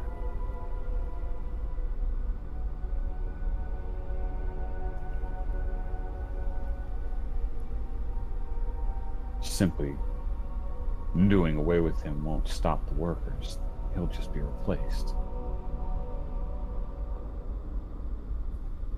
And whoever's pulling his strings will simply have some new strings to pull.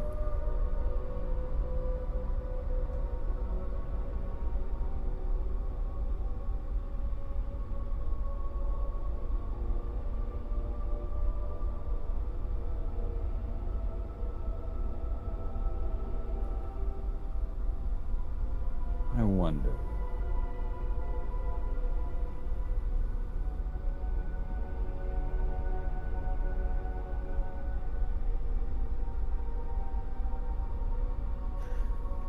Do you know what ostensibly they're using as their reason for being in the sewers?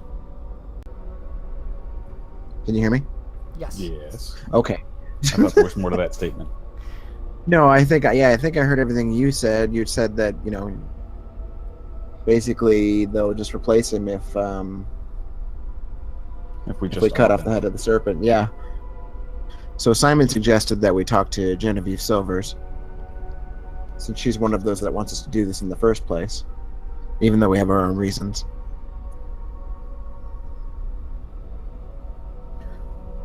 That could be. Do you know ostensibly what reason they're using for being in the waterways?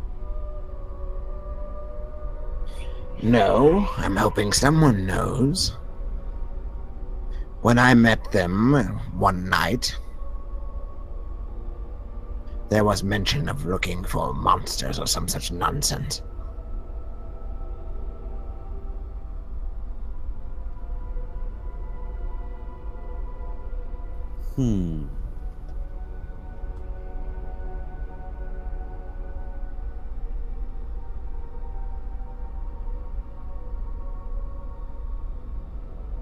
It's possible even they don't know why they're there. Is it possible you have anyone who could help spread a rumor or two? Oh, rumors are my speciality. Well, they're searching for monsters. I'm sure that I saw some strange and horrible creature clamoring about the Vespucci Manor.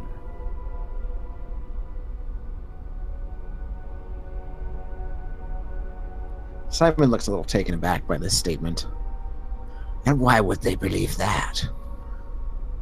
They're chasing a rumor of monsters in the waterways.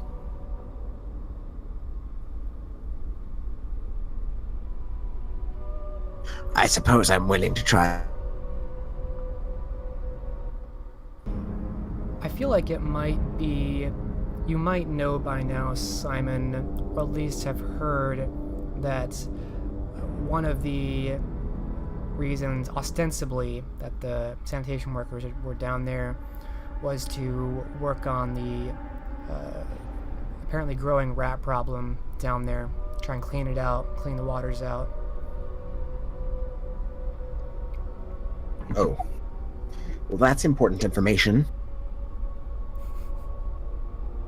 Yeah. I'm not sure if he definitely knew that, but it's conceivable he would have heard that information by now. We'll just carry on from there then. I do remember hearing something else. Do share. A rat problem in the waterways. Perhaps that's why they're there, more than this monster nonsense.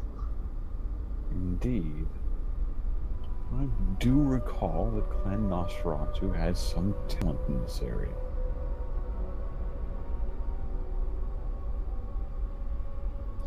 Many of us do, myself included. Disseminating information among rats is far easier than disseminating information among kind.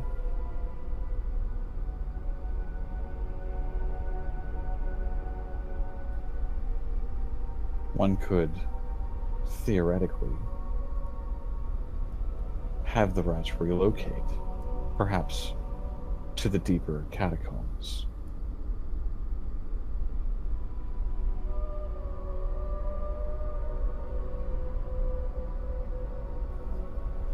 Thus removing any need for the sanitation workers to continue hunting about.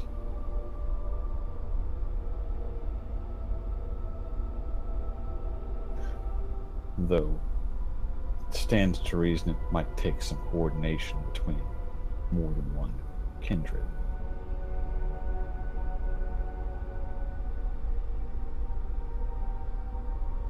Pursuing these avenues. If putting pressure on their bailiff is not enough, we can try something more direct, as you recommend. I favor a multi-pronged approach. I'll put pressure on the bailiff, or at least find out whether he's quite earnest about his employment, or if he's simply a puppet.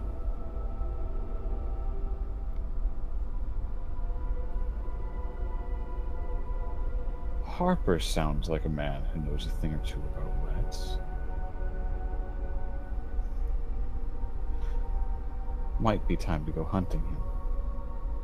For a conversation, of course. The whole point of clearing the waterways is so we can hunt him.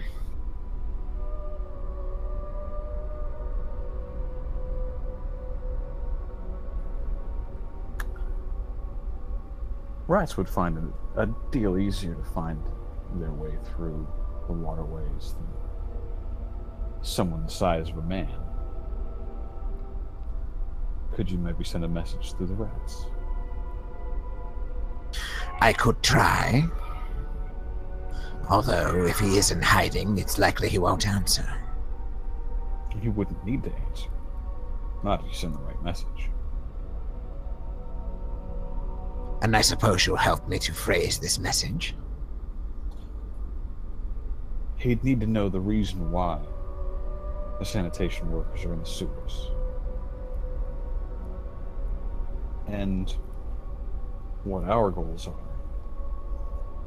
To, of course, clear them out. Haven't spoken to many rats, have you? No. That's why I'm speaking in generalities. simple terms? It would have to be very simple indeed. Not only for them to understand, but for them to be able to deliver. The only rats I've had dealings with tended to sell silks.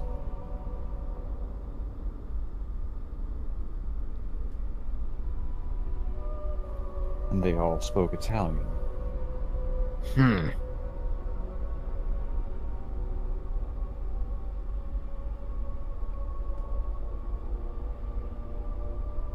Well then, where should we begin?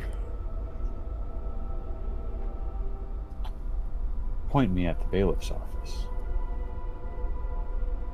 I don't know where it is yet, but we can find out.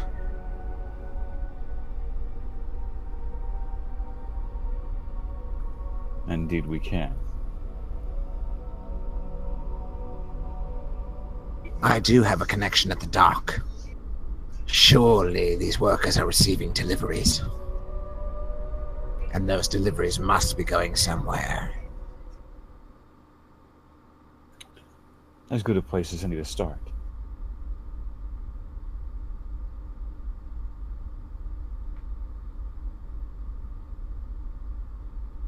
Very well, then let us be out of this musty place. I don't know, it's quite quaint.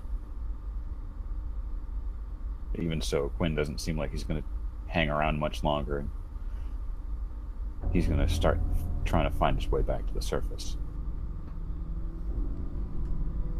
And Simon in tow.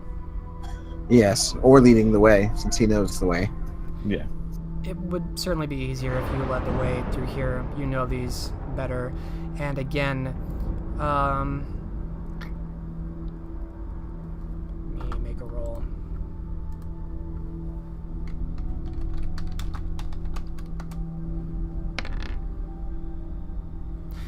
Yeah, you have to kind of wait a few moments as you're making your way out of this more dry part of the passages and back into the actual waterways and sewers, as you see that, of course, the sanitation workers are still moving about, so you have to kind of wait, and you find your way out, but it takes some time. It's definitely a hassle to get out of there. You burn an hour just leaving, but you do make your way back topside without any problems.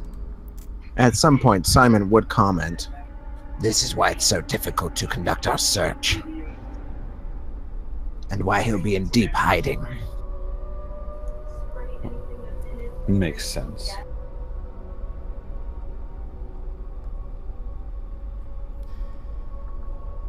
The two of you make your way to the surface, leaving behind the waterways, and the scene closes. And with that, we're about 2 hours in, so I think we can take a break. But also we can check in with Scott. How are you doing? Do you feel like you're up to another hour? You want to call it here? I could probably do another hour, yeah. Okay, cool. Let's take a break for 10 minutes, come back, and we'll go for another hour. All right. Cool. Be back in a bit. Word.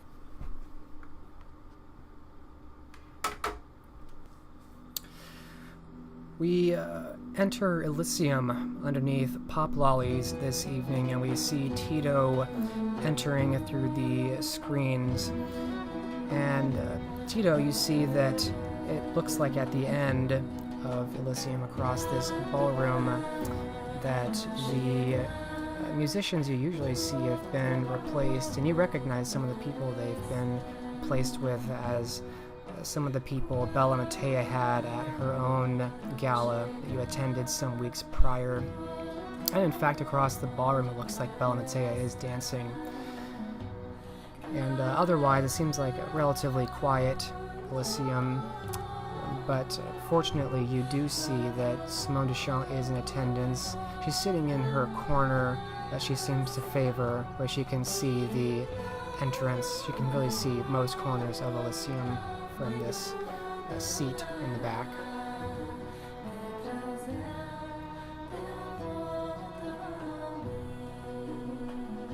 And Tito will hasten himself towards Simone.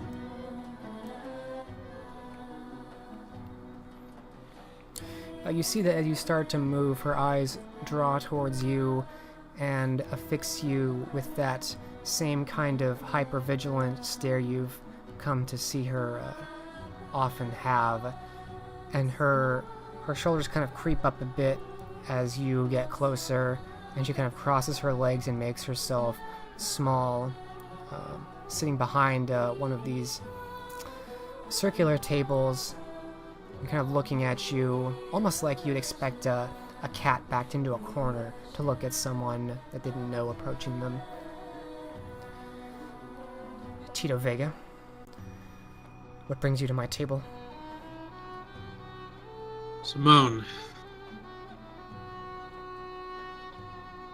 I fear that... look at you, you look terrible. She interrupts you. I'm fine. But it is you that should be worried. Are you threatening me? No. Muriel is missing, and I believe whoever has her may possibly use her against you. Where is she? Use her against me, that bitch. She kind of looks off to the side, vexed. I knew it. I knew I could not trust her. She's with them. She kind of wrings her hands, thumbs on the table. Then she looks at you with a bit of irritation. Where is she? Where is she? I don't know. I know that...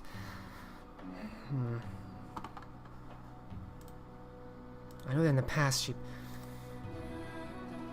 was always fond of cats. And all those cats started appearing at Baynard Castle. She was often over there. Even though Clan of the Rose is not very kind to strangers on their domain, you see. Dangerous. Dangerous to traverse there, unwelcome. But she did so anyway. She nods to herself, kind of looking to you and then back to herself. A lot of energy, a lot of frantic energy in her.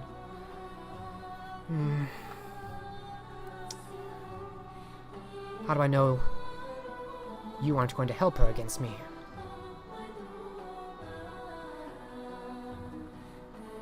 Because whoever could use her or has her is the one who tries to set me aflame.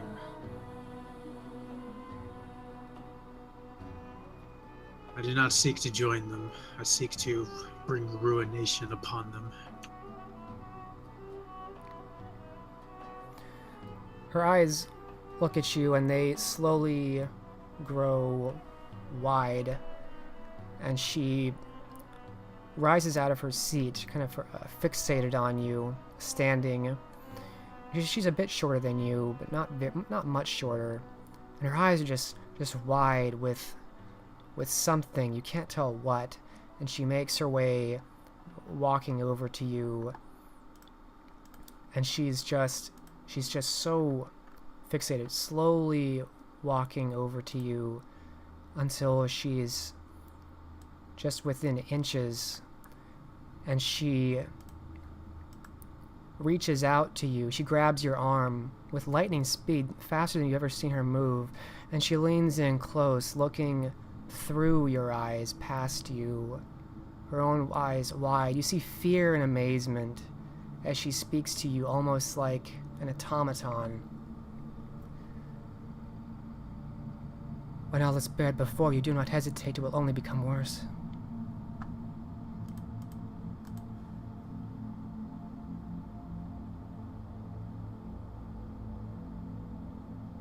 What do you speak of?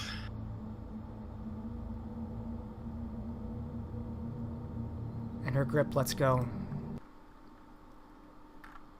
And she seems to take a few steps back and sit down back in her seat. She doesn't really say anything. She does not remark on it. Her eyes go back to the way they were, and she looks off. I greatly wish they would stop playing that damn music in here. She crosses her legs and folds her arm together, looking irritated. What were you saying?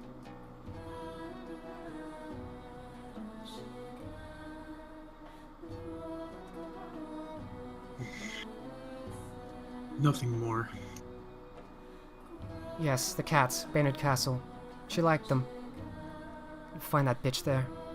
Maybe.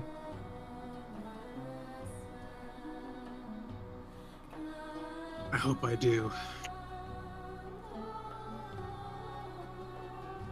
And Tito barely is able to bring it out from him, but he will wish Simone a good evening. She smiles to that, actually, perhaps to your surprise, and nods.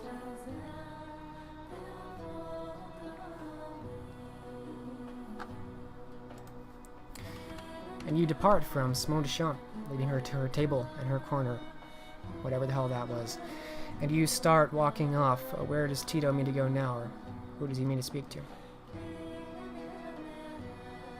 He'll head towards the exit in thought to what she said.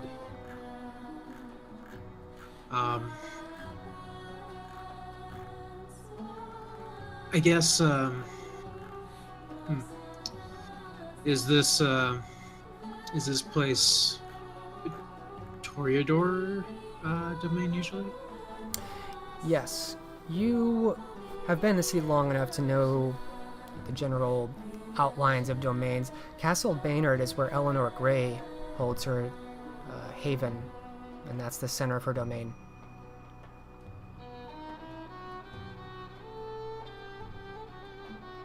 Tito frowns at this realization.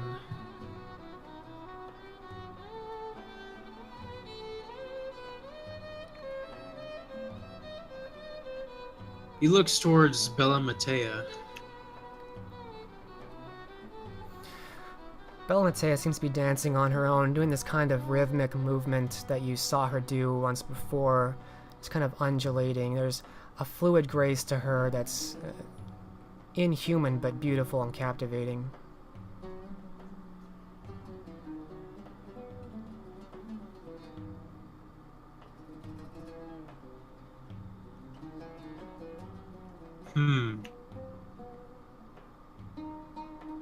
Tito will not interrupt, but he'll take a seat, impatiently waiting for a moment to speak with Bella Matea. You're sitting there, you take a seat, and see that she's dancing. There's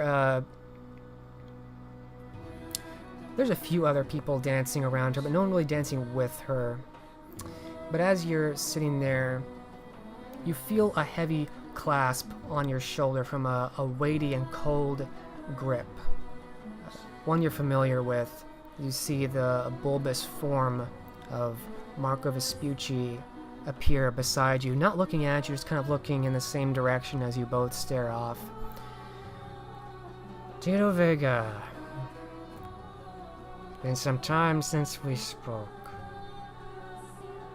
At that, he turns to look at you. How fare Yes.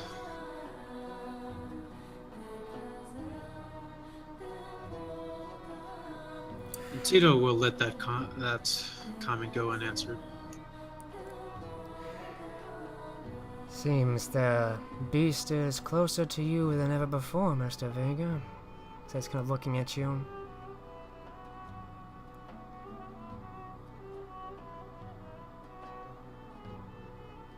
Yes, apparently it is as obvious as it feels.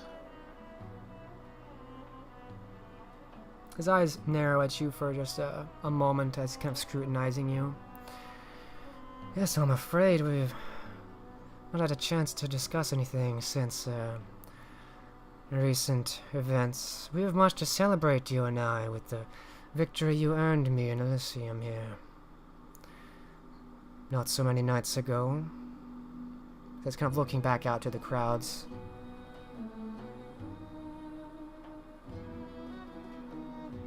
Indeed. I had the feeling you did not think there was much cause to invite me to a celebration. What on earth could give you that feeling, Mr. Vega? he says, turning to you and giving you what looks like a genuine look of concern.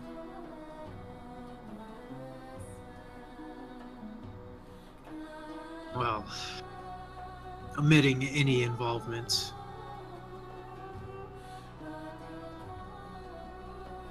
Ah. And there's a relaxation across his many chins as he takes a seat, narrowly fitting into one of these chairs beside you, kind of reclining a bit, looking back out to the ants as he's speaking. I could have credited you, but that would have been a disservice to the favor I owe you. I could have given you their claim, and the praise elevated you in the eyes of your peers. He kind of gestures out, for a while at least. But then they would forget. That status would shrink as time weathered away at it, as it does all things. Your favor come and gone. Instead, I appear all the more impressive for it. Prince Ambrose, that much more persuaded. I am that much closer to Primogen, and thus you are that much closer to having a Primogen as an ally. You see now how this game works, Mr. Vegas.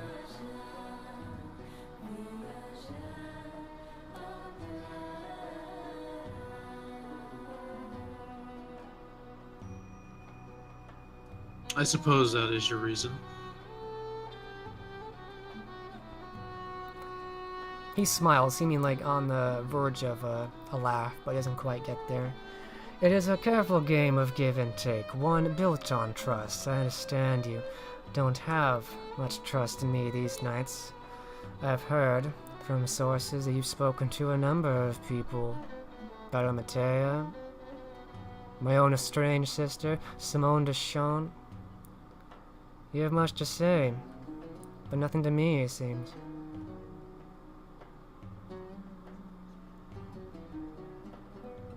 No, I don't suppose you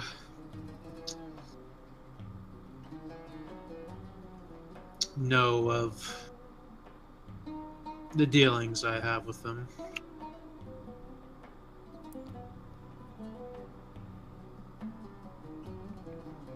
I don't suppose you would be surprised at how many of them are willing to share those details. You consider, perhaps, too many here to be your friend, Mr. Vega. No, I don't think of them as friends. I would think that the task they require, they wouldn't need to speak with you about.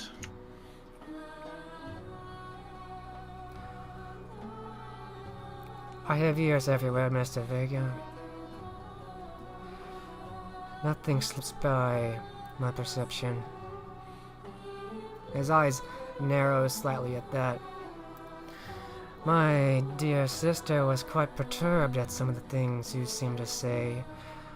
While I did not get the details of that conversation, I can only speculate what it was about. I fear that you are viewing me more and more as your enemy, Mr. Vega, when it is all the opposite.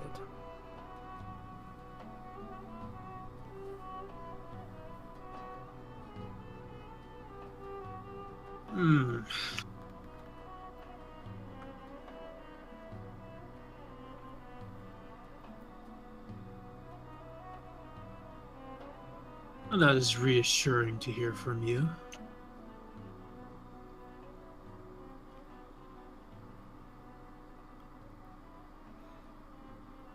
There is more we should discuss, but not in the public domain.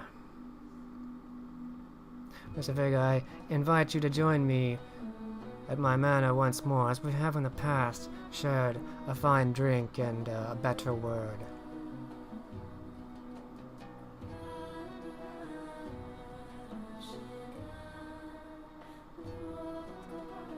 I'm afraid I have plans this night.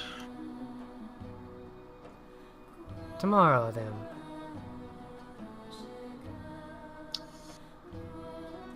Tomorrow could work. Then it's settled. Tomorrow evening, he said, suddenly rising from his seat. With more speed than you'd expect such a bulbous man to have. Of course, you know vampires are not beholden to their physical forms. I look forward to choice words with you once more, Mr. Vega. There's important matters to discuss. Sensitive ones. Indeed, there is much to discuss. He smiles wryly. Until then, have a good evening. Farewell. He bows his head slightly and turns to waddle off in the direction outside, leaving Elysium. What's going through Tito right now? How is he processing this?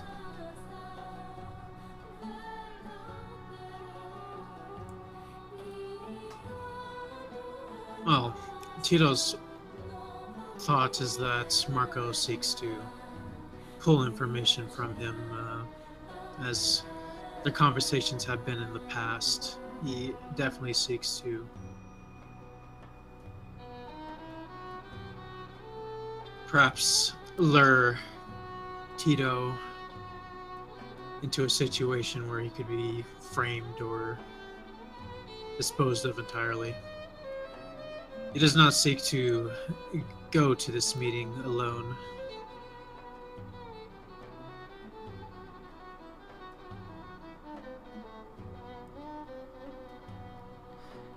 Yes, it's not very clear to you yet what his intentions could be. He seems to hide, guard, I should say, his emotions well. But you see that it seems like as he's leaving, it looks like Bella Matea is finishing her dance and walking off back towards the table. We seem to have a break.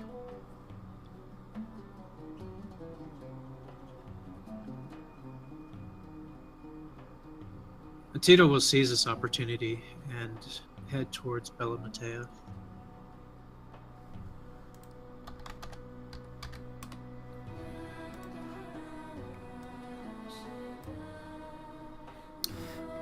Right. You make your way over and find that for once in a blue moon, she seems to be sitting alone. There are no other harpies sitting by her.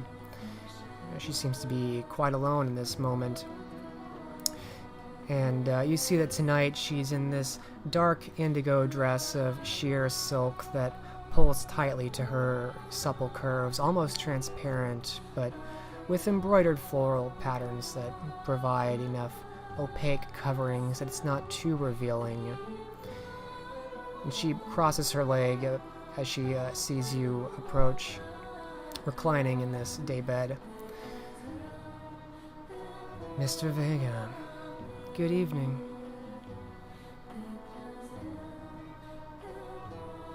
Good evening. Tito gives Bella a half smile. There's a moment she takes to look at you, and you suspect it's the same moment everyone's been taking tonight to notice something on your face. But she seems not to change her expression. She maintains this a pleasant, placid smile. I have missed your company at my manor, but I'm glad to have it tonight. What can I do for you?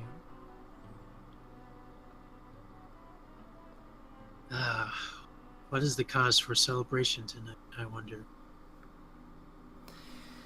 The celebration is that I finally brought some better music in here. She says, looking off to her musicians. I enjoy the boss dance as much as anyone, but there's so much more music in the world than what we have made in the West, and some of these songs, some of these traditions from Bulgaria and further east, they need to be shared. They're so easy to move to. Brings an exotic change. She nods with a smile. Is this more of a permanent or just this night? Well, I don't want anyone getting too attached to them. I do want them returning at some point. I'll probably be bringing them back to my manor afterwards, but if you like them, that gives me all the more reason to bring them back. Wonderful to hear.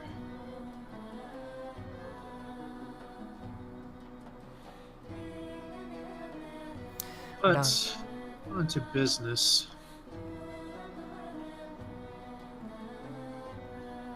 I wonder. There's been a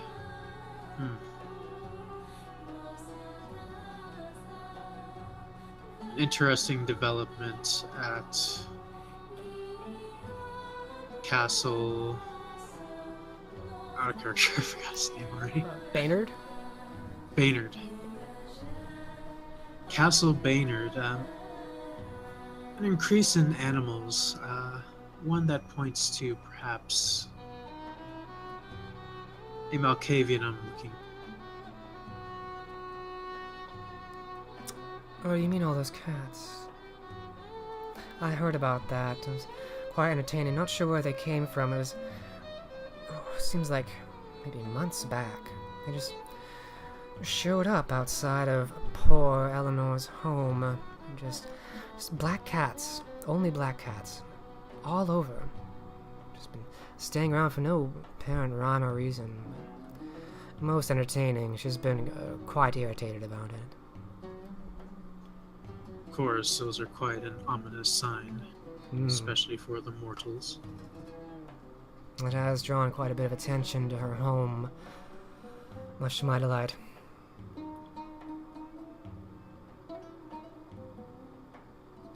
I wish to look for someone in that castle. In the castle? Perhaps not in exactly, but around the area, though I suspect within.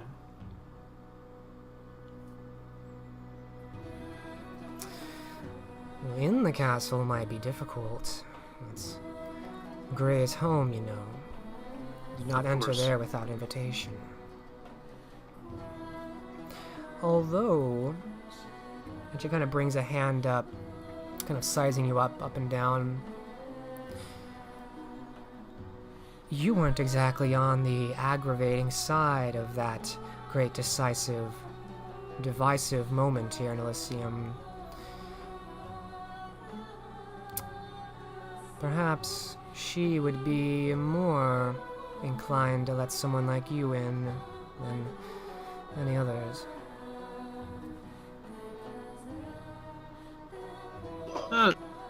That is good to hear.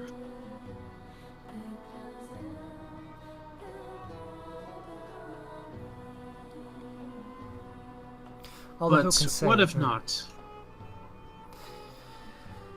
If not, she brings a finger up to her lower lip, letting it linger there. Isaac Lavelle also holds haven there. You would need some good reason to meet with them. I would not attempt sneaking in. Gray herself is known for her insight, ability to pierce the illusions that we sometimes make. You would not get far, I suspect.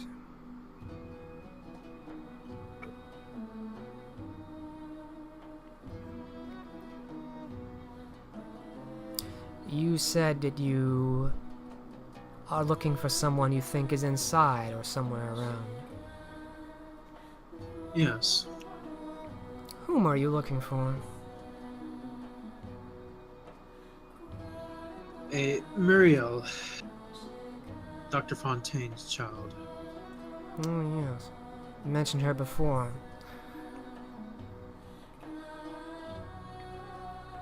Cat lover. I see where you're going with this. Yes, it stands to reason.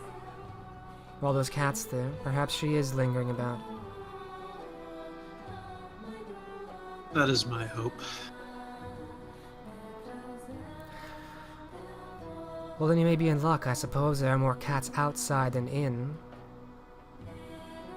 She's kind of shrugging a bit.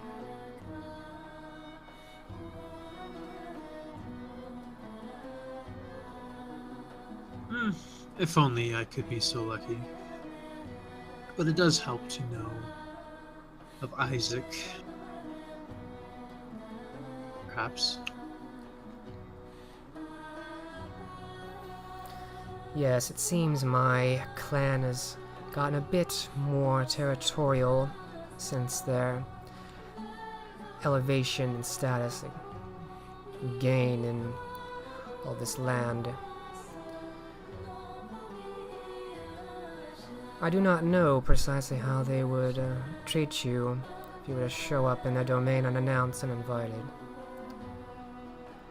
Better than the Low Clan, I suppose, but how much better I cannot say.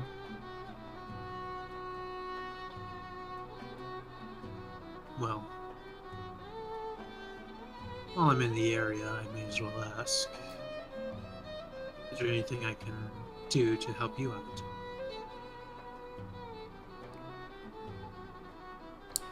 Her eyes shift down, and her tongue comes out as she kind of licks her lips, somewhat thoughtfully.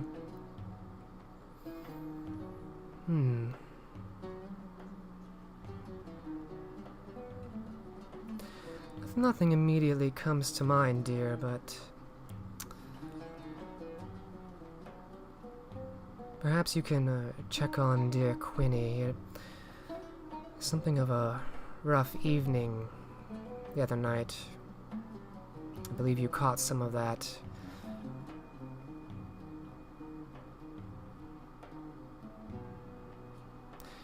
It did seem like the two of you were somewhat chummy.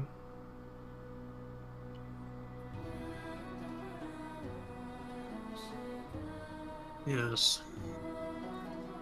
Caught the end of that exchange between... Well, I shall not bring up the memory. Wasn't quite as bad for me as I suspect it was for him. In any case, nothing else comes to mind. But I will remember that you asked. She says, kind of batting her eyelashes a bit.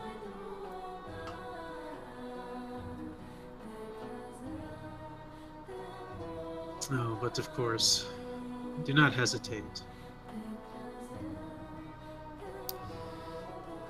Just, take care of yourself as well, would you? She says, kind of narrowing her eyes a bit, intimating the change on your face. I wouldn't want to hear of some group appointed by the sheriff to look for you one night.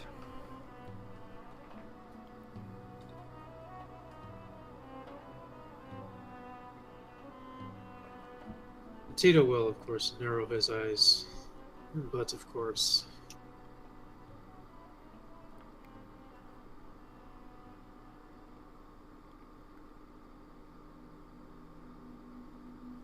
And she seems to just smile and nods once. And she's quiet otherwise.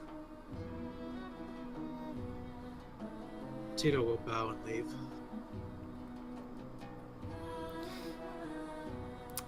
You are off.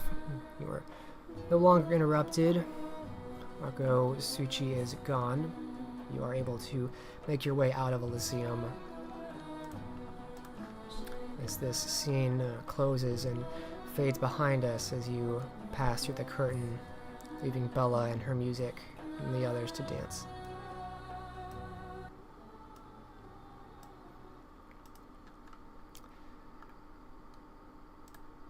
And we open up again as we follow Simple Simon making his way through these streets.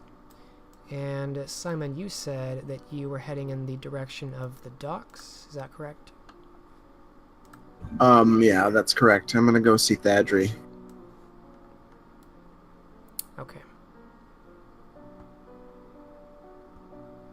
He's already got me on another mission, but I need him.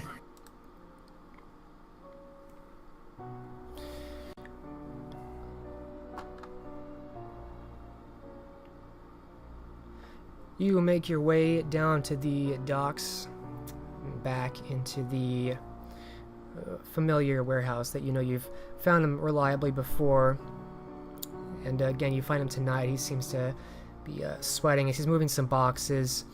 Looks like he's moving something from one of these ships that are docked, and he's bringing it in, sweating a bit. Kind of has this rag across, over his head. And he kind of does a double take as he turns to see you.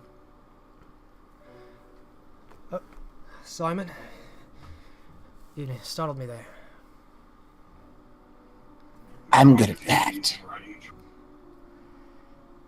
He kind of wipes across his brow. You have any luck there? Setting up that deal yet? I'm working on it. My man is difficult to track down. Right. Sounded like he had a few nights staying in this city before he was leaving. What can I do for you? What do you know about the workmen in the waterways?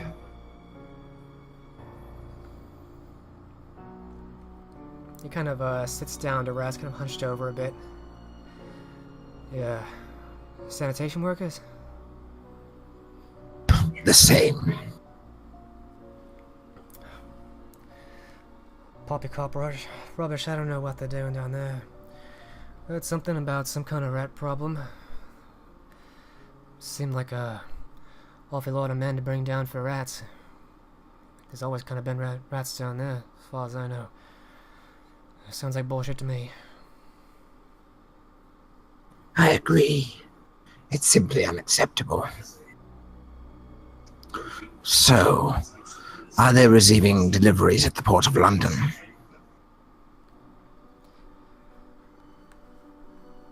No, not really. Not much more than usual. Office health and sanitation hasn't really changed anything yet. As far as I can tell, they just did a mass recruitment for this work in the tunnels. Don't hardly need anything out here. I have a few mates who work in the office. I heard a few things. The office, you say? Should I be looking to contact their foreman? Is that where I would find him? Aye. That'll do it. Thadri, you are a wonder. Where can I find this place? And he goes about kind of pointing off in different directions as he gives you, landmarks to go by, streets to follow, which lead to this building's old brick building that you would be able to recognize by sight and by direction. For speaking up again, old red brick building. Can't miss it.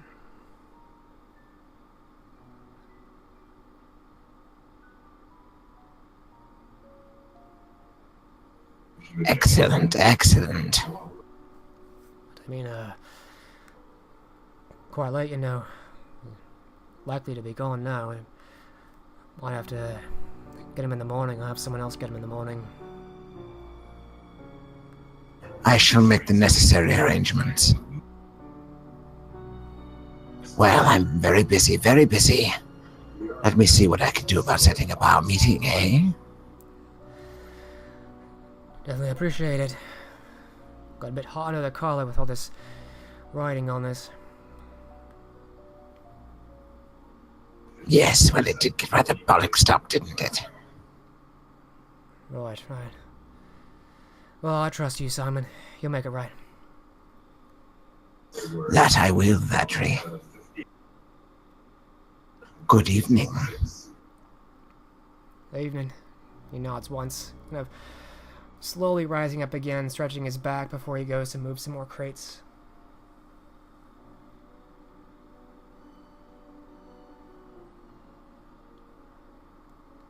Simon will chuckle to himself as he leaves. The information he wants in his head. Now all he has to do is share it with Quinn. And then perhaps tomorrow evening try to find Tito early enough.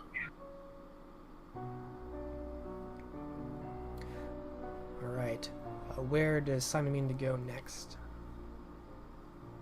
What time of night is it? It's not that late. Your meeting with Tristan didn't take terribly long. The trick is it took a while to get down there because of all the sanitation workers. It took a while to get up. So all said and done, it's a little after midnight. Oh, good. Well, he might be able to handle the Tito thing tonight then. Does he know where the Lasombra congregate? He would. Simon left, but he knew of the Lasombra's Blackfriar Priory as, that's kind of their area that centered around that building.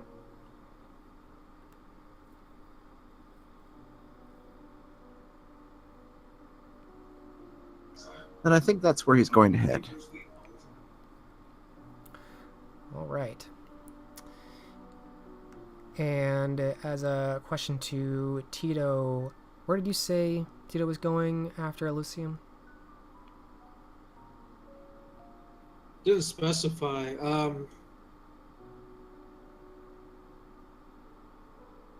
Well, he would think of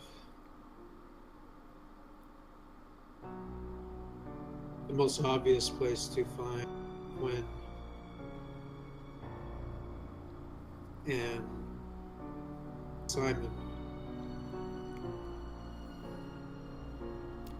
Has Tito been to Quinn's Haven yet?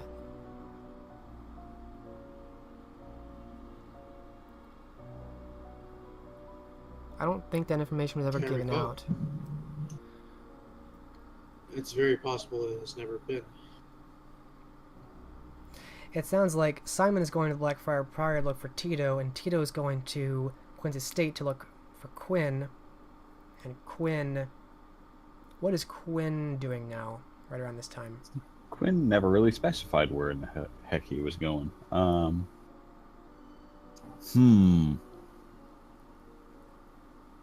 That's fair, actually. I'm of two minds. It would be more expedient for him to go back to his haven. But Quinn's gonna poke into Elysium, actually. Now I need to solve the issue of no one having cell phones.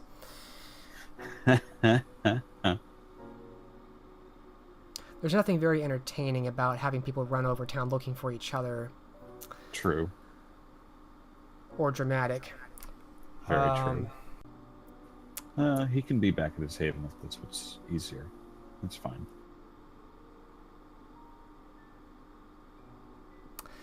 As unlikely as it is, I'm going to say that Tito, from your route, leaving Elysium, heading to Quinn's estate. Now, you weren't looking for Quinn's estate. You don't know where it is. Where else would Tito go? Perhaps where Simon was. Simon's haven. That would be at my estate. His old haven is gone. He doesn't have it anymore. But for simplicity's sake, and just to move and the story Quinn trip along, over each other. Close. Simon and Tito trip over each other, just to move the story along. So Tito, as you're moving through the city, you think you'll try and find Simon, perhaps at his old haven, and Simon looking for Tito, heading to Blackfriar Priory. Simon, at least, you notice Tito. It's actually getting difficult to not notice him with his new features, which you realize tonight are more monstrous than they have been ever before. And so we'll open at one of these crossroads as the rain is picking back up, and you see that Tito's form is crossing the street, and in the direction, it looks like, of your old haven. You kind of recognize that path. When you see him, Simon, and so we will open up the scene as you're just seeing him.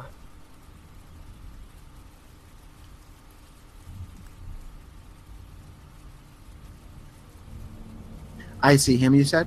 You see him. Looks like he's heading in the direction of your haven. Alright, Simon will stalk quickly to catch up.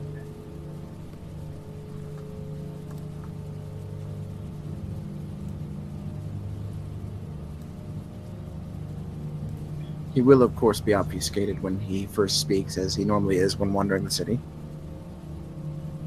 Tito. Tito will stop and look. This is your conscience. Oh, how did you know it was me? Tell your voice from anything. Ah, And he will melt out of the shadows. I was just coming to look for you. I see you're not at the Priory tonight. That would have been a wasted effort. I would have, as I am also seeking you. My goodness, what happened to your face? You look like you've been beaten with reeds.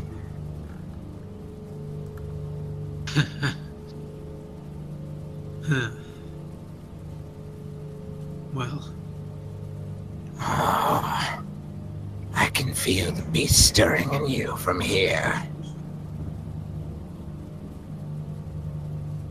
yes, it is. It is close to the surface. Would you like me to try to soothe it a bit? Tito will blink for a moment. You have this ability. I'm just full of secrets. Well then, you have my permission. Not here, of course. There are too many eyes even at this hour. Is there someplace private we can speak?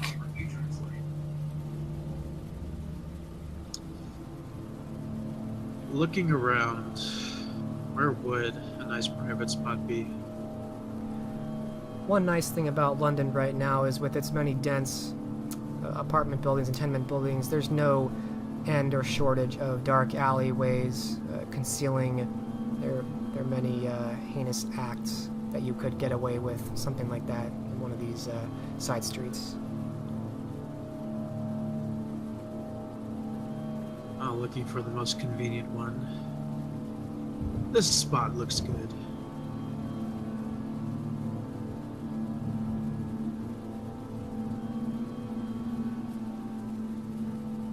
I suppose it will do.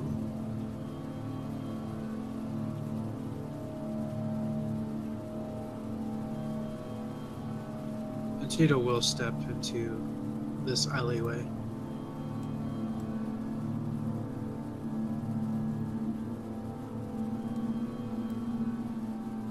Alright, the two of you make your way off the main thoroughfare and into a kind of a narrow walkway that's really almost 2 people wide, and it kind of curves, goes down a bit. You see a few doors, but they're all closed. There are no lights. The rain kind of forms puddles down this dirty alleyway, and you see that you definitely have the privacy you need, at least for the moment. And Simon, are you trying Song of Serenity? Well, he's going to warn Tio at first. You say the beast is close to the surface and it makes you dangerous, but I should warn you. Should I do this, you will be subsumed, in a manner of speaking. The beast will retreat, and you'll be listless, at best.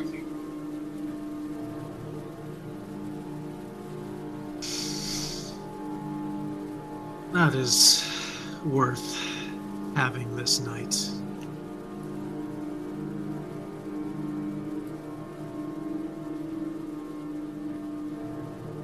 Very well.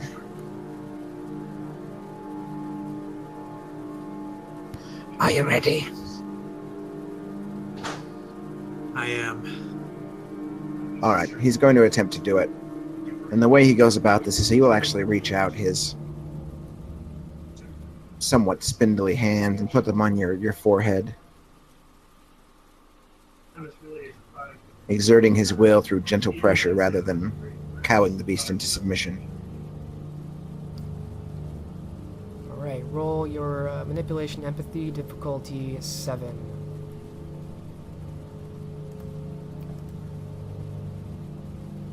You need a certain number of successes to pull this off.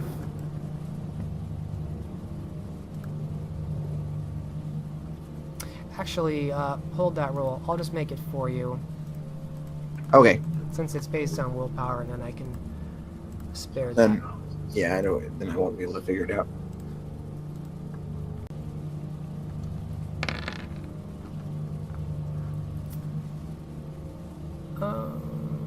All right. You feel you are not making any progress whatsoever, not even a little bit, as you begin to exert your will over him. Simon finds himself feeling rather frightened, and he will actually take a step back and look at Tito in a new light. You are a danger to yourself and others, Tito. Suppose it was too much to hope for. I'm fine, unless you are too terribly frightened. I don't understand what's happening to you. Have you not fed for some time, or what is it? No, nothing of that sort. This is just...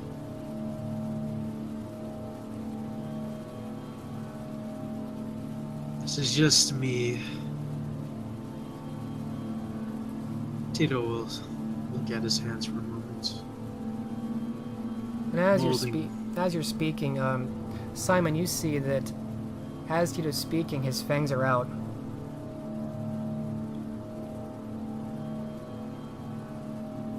Tito, your fangs are extended. What have you seen?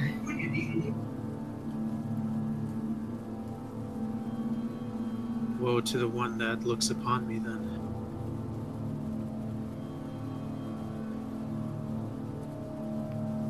Simon doesn't know what to think about that.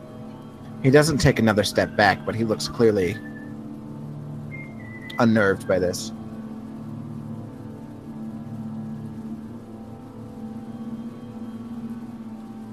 Almost as if he realizes he's in the presence of a far more dangerous predator than he.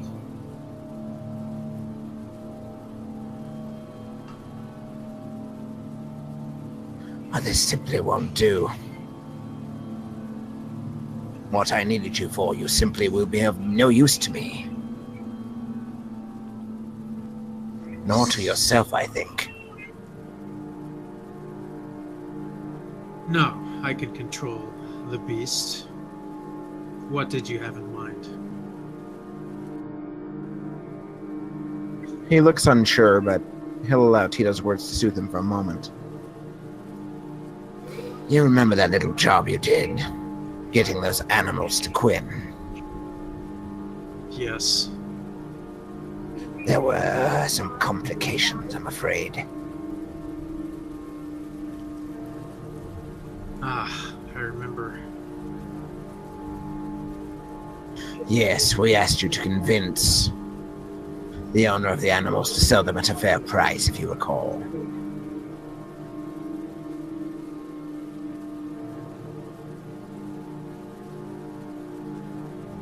Which you did. That I did, but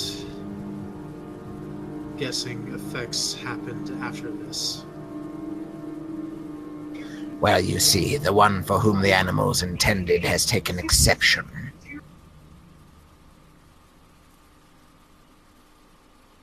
he finds that he's been cheated, or he feels that way anyway.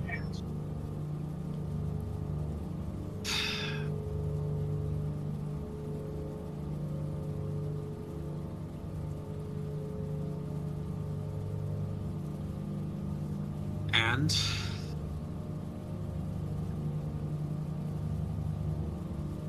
And he would like to speak with you.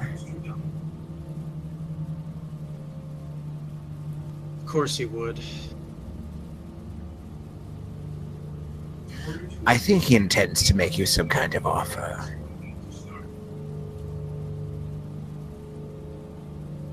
The problem is, my contact at the docks was rather flighty about the whole thing, and I'm not sure that the man we're talking to isn't a Canaanite. In fact, I'm fairly sure.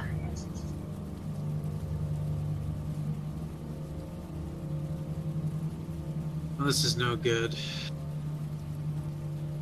At least I could not sufficiently play the role of a convincing merchant. This is the problem that I'm having. You look like you're more likely to play the role of convincing barbarian.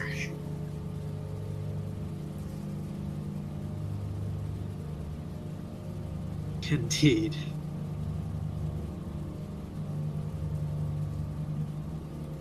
I don't suppose... Is Quinn's actual identity known? Well, yes, it would be.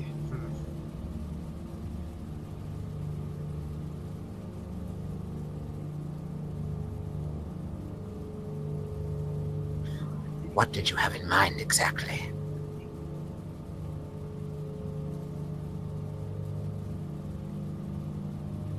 Perhaps get a real merchant, a true merchant. Have him carry the task.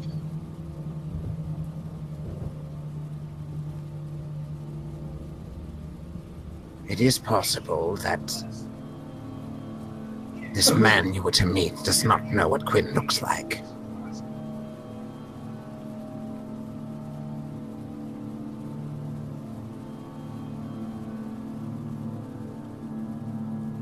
Quinn is up for it. This sounds like the suitable arrangement.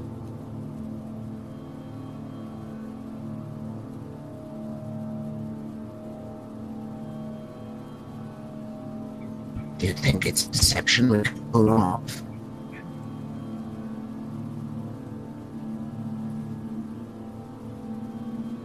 Sorry, I had a robot mic moment. Repeat, please. Do you think this is a deception we could pull off?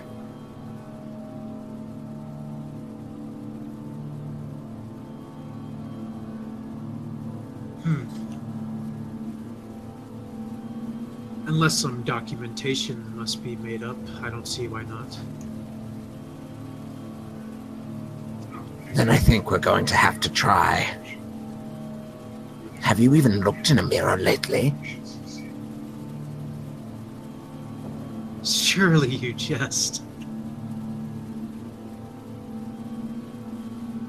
Whatever do you mean?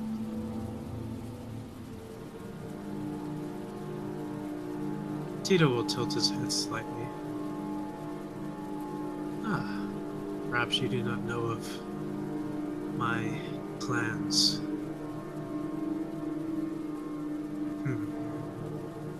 Curse.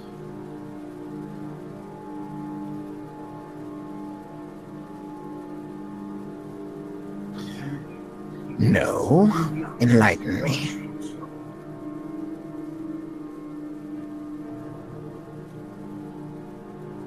Well,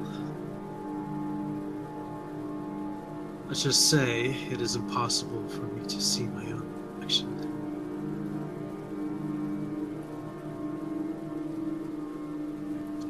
What? Oh yes, like the tales of vampires and folklore.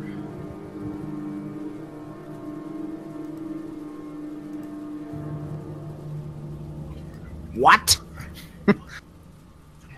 And it's immediately clear that he's rather angry about this. and you kind of become salient to it, Simon. As you're standing there, there's a puddle nearby, kind of bouncing with water droplets, but there's a puddle enough for you to see the reflection of the two of you against the dim light, except that you don't see two of you, you only see yourself. You see some murky figure where you are, and you don't see anything where he should be. Why have I never noticed this before? I know why it makes me angry. My entire clan looks like they've been run over by a fucking team of horses, and all you get is that you can't look at yourself in a mirror.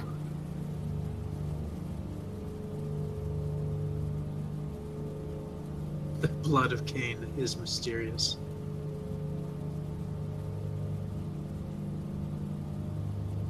This is donkey shite. That's what this is. Look at my face. Tito looks unable to withhold a smile. It's Simon's reaction.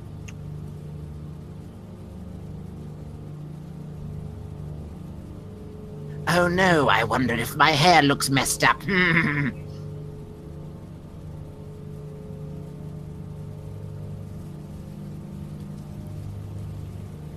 You can tell that he's mocking you, by the way. Guess you'll never know. Oh well. Yes, it is a terrible curse. You could just have someone draw your portrait.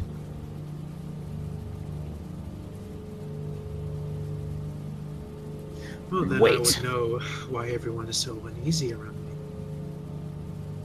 I'm allowing myself to be extremely distracted.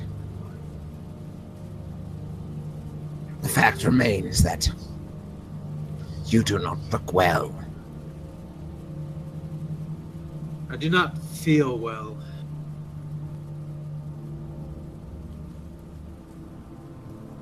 You haven't perhaps caught that plague, have you? And he'll take a step back again. So now he's about 5 or 6 feet away from you, Tito. You do not need to stand that far. No, it is not the plague.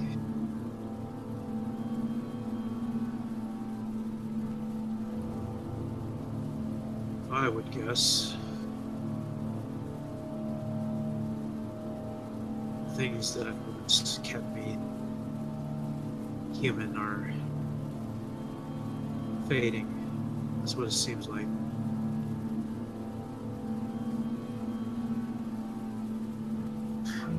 Is that something that's possible?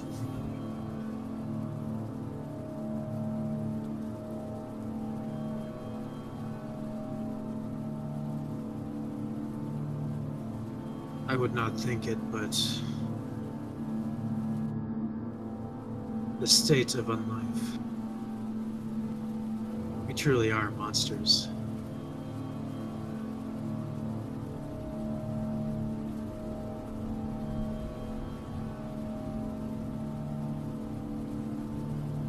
Aren't you frightened about what might happen?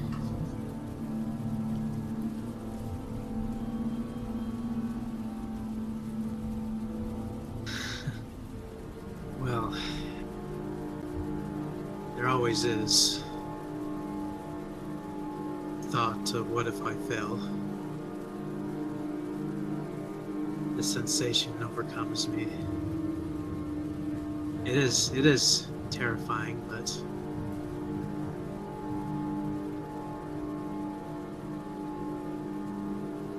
well, there's nothing good comes of thinking on it for long.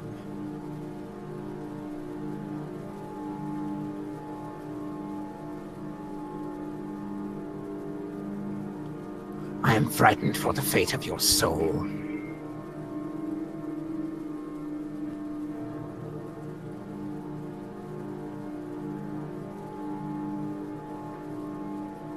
Tito will blink once again.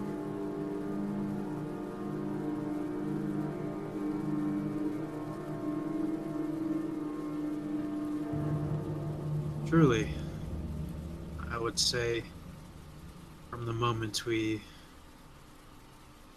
were turned Indeed, we lost our very souls. On the contrary, that was the day I found mine.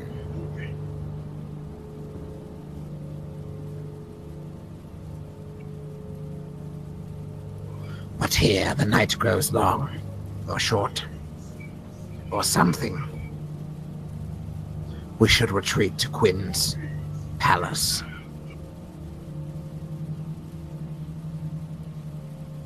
We shall have to discuss our plan with him, and perhaps he'll have some ideas about you.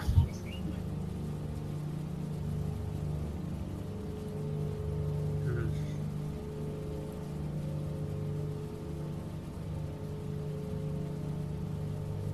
We should be off, but pay no more heed to my condition. My sire is aware, and this was all her design, I'm sure. It's just another test.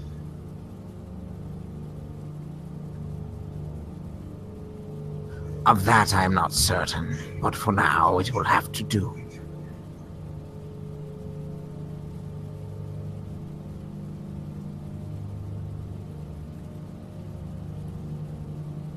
Let us be off.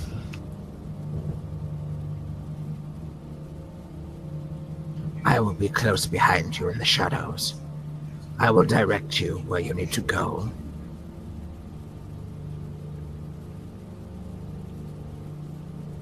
Tito nods and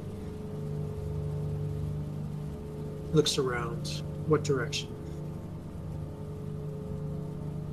From here, north. Very well. And Tito will begin heading north. And Simon will direct him from the shadows, obfuscated, to where Quinn resides. Quinn and himself, as a matter of fact. Alright, perfect. You head in that direction. As we close this scene out, and you two walk off into the rain as Simon disappears, and Tito looking around. You have to remind yourself about your fangs again, and you see that there are still people about. There's not many with the rain and darkness of night, but there are still people about. You do have to be a bit mindful of who sees you and how they see you as you're walking about. But you make your way through the town, through the city, I should say, following Simon's guide. We will turn to Quinn. And Quinn, I will leave it up to you. You said you were heading in the direction of Elysium, or were you deciding to stay at your manor after all? Again, interest of expediency, we'll go ahead and stay at the manor. Fair enough. So you are residing inside when you hear some doors open somewhere in the manor. You suspect that either a servant has entered or perhaps Simon has returned.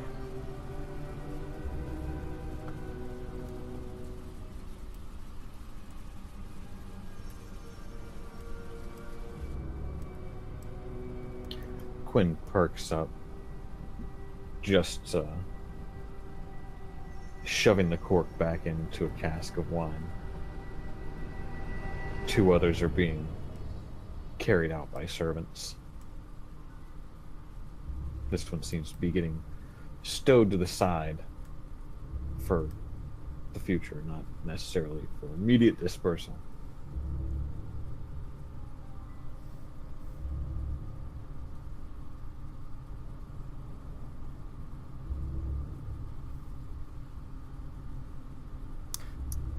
Alright, you set your cask of wine aside, corking it.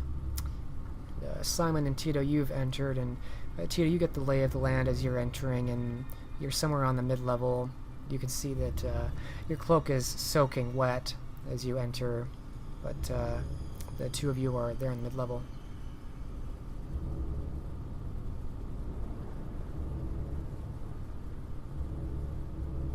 Well then, here we are. Fine place. You see now why I called it a palace. Though Quinn would argue it's just a manor.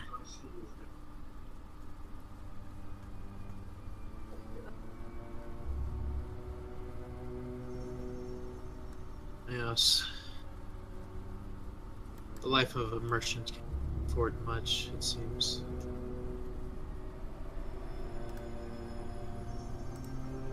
Well then, let us see if we can find him.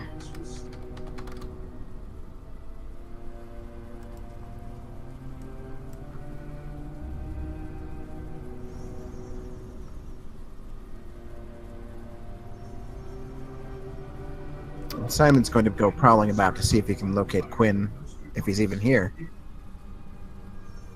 All right. Well, what is Quinn doing? Where does he go?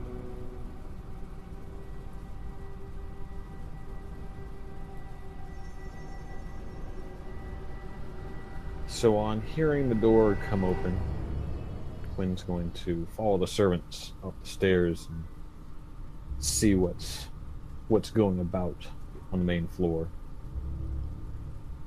When he does spot Simon and Tito, he spreads his arms wide. Ah, welcome. I was wondering when you'd make it out.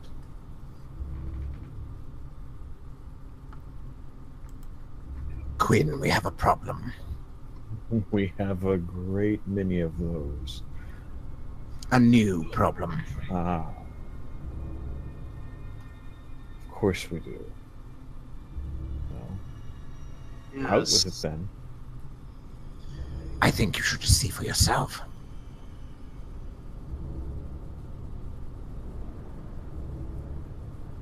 Did Tito just stay in like the lobby or something? Waiting room? Foyer. I am tired. That one place where people wait. Oh, I guess Simon did say to wait, did he? He didn't really. You could have followed him if you want. But Well, Tito doesn't wish to be rude. He'll wait. and that's where Simon will take Quinn.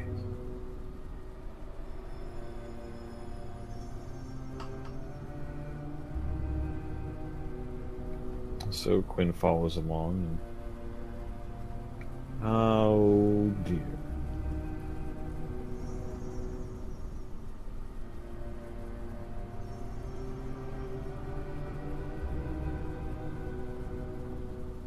So I presume you mean the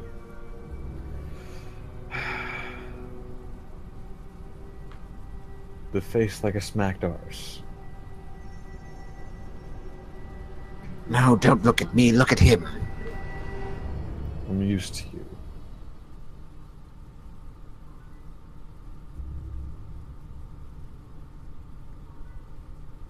So what do you think is wrong? Does it look like the plague? He insists it's not. It's definitely not the plague. There's no black boils.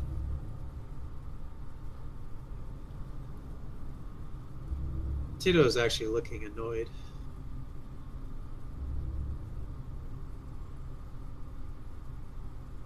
Even in the early stages, it was more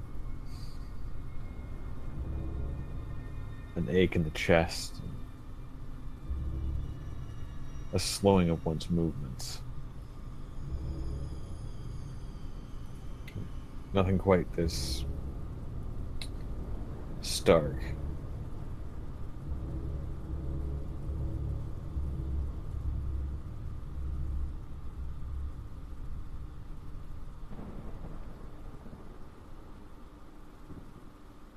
I am not the concern here.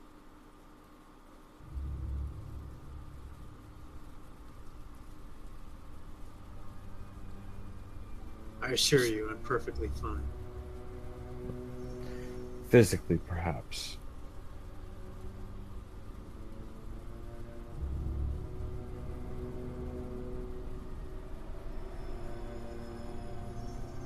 Correct. physically. Mentally?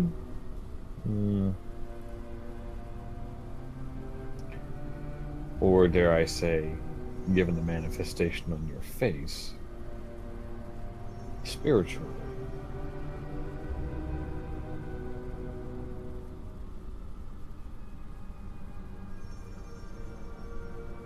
Spiritually is a way of putting it. I would say that is the most accurate.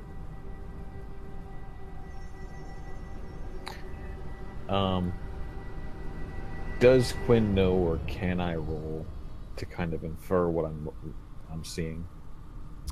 Sure. Make an intelligence occult roll.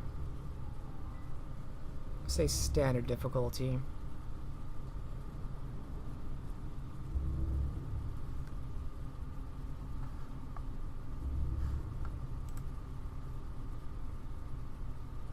It's the first roll of the night, actually.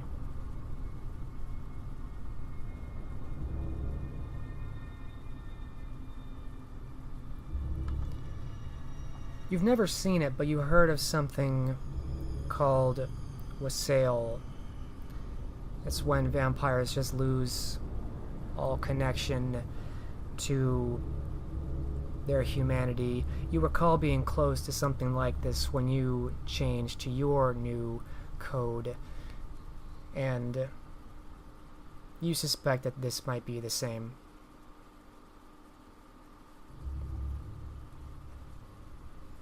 I've been not this close, but close to a similar state. Something anyone who chooses to eschew traditional human morality tends to deal with. As I say, I am not the concern. Be that as it may, from experience, I recommend some deep hours in meditation, pondering on thoughts and ideas of whatever moral path you choose to walk down.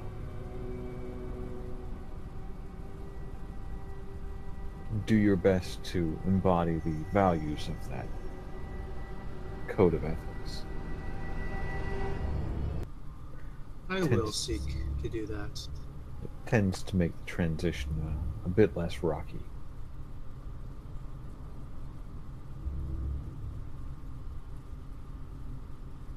It's somewhat comforting to hear that you've been through this experience. Not quite so rigorous.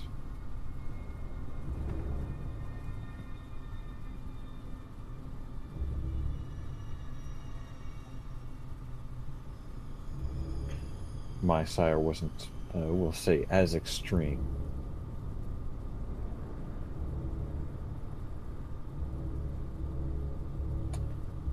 Use caution, though. You walk a very fine line. One step in the wrong direction, and there's no coming back.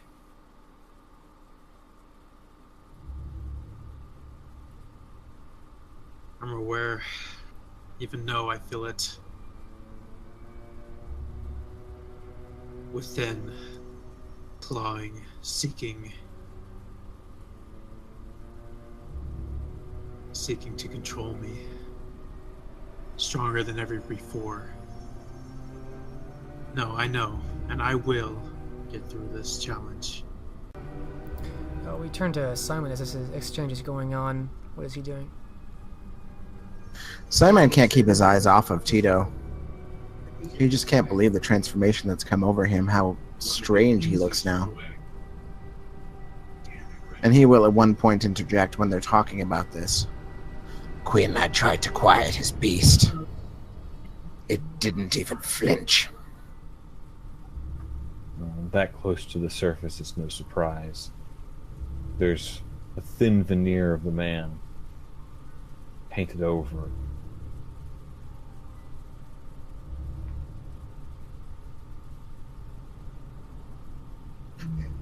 We were discussing what we're to do about our merchant problem. Oh. Quinn steeples his fingers. I do know a thing or two about merchant problems. Well, this is a problem that you yourself have created. Then let me be instrumental in its resolution. Did Quinn not know about this whole thing that happened with the... No, this is the first he's hearing about it. Oh, okay. You remember my contact, Thadri, who was able to arrange the animals that you used for a little experiment. Successful experiment. Indeed. The man who was meant to have those animals is rather angry about the whole affair.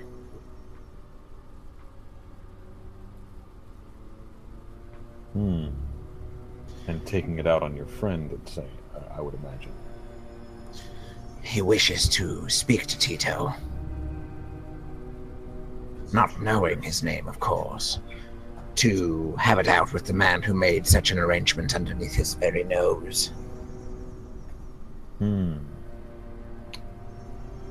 man in such a state couldn't be held accountable for a misplaced word. And given the state of Tito's beast, the trouble he's having controlling it, a misplaced word might be his last.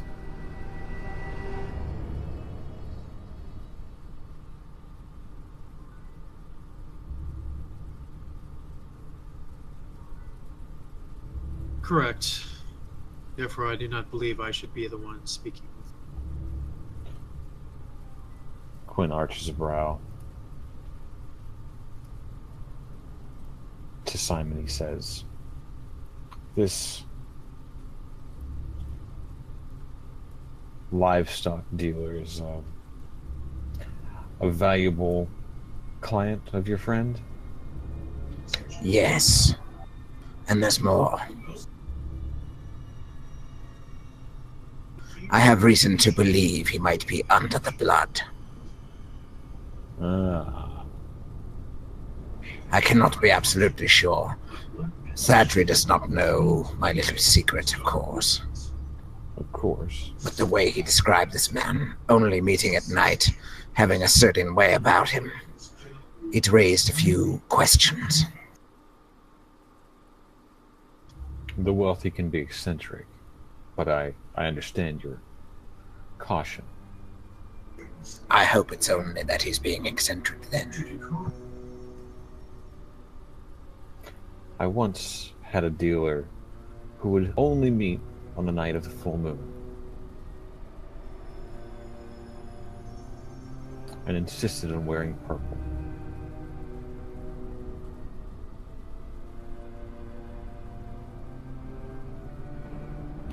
I must admit, this does put my mind at ease a bit.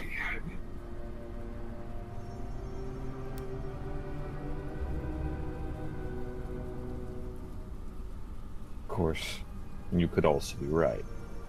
But do be aware that there are alternate possibilities. I'm happy to meet with the man, and if he does need to be dealt with, I'm sure we can find a way to make recompense to Thadri.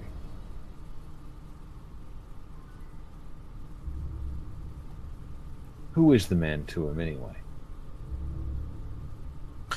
I don't remember that much. Can Vukar, can you...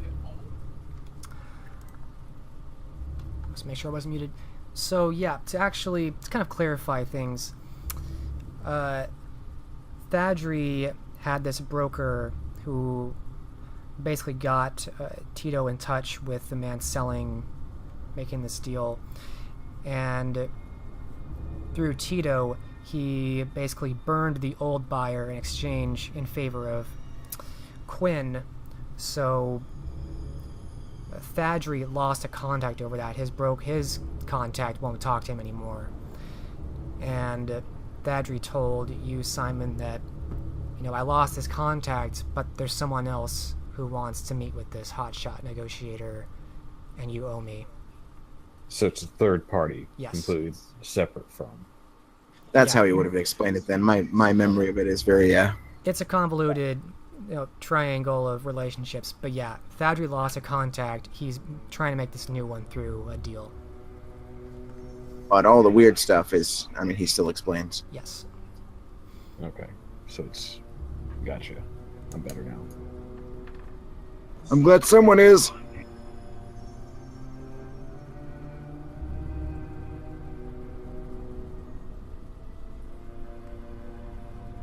I'll meet with the man.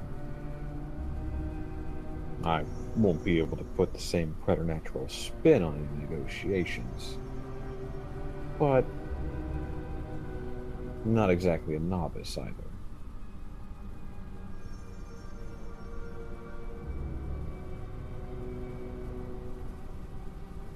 Good.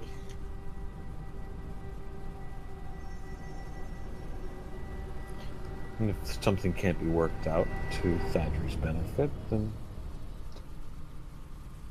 I can certainly offer myself up as a replacement. I do move a fair few items of value through these ports.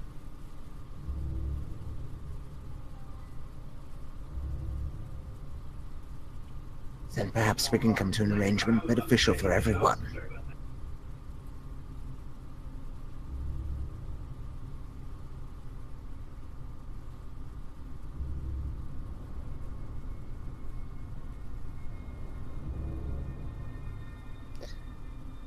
Ideally, it would seem most beneficial to Thaddeus if we sort this out to his request.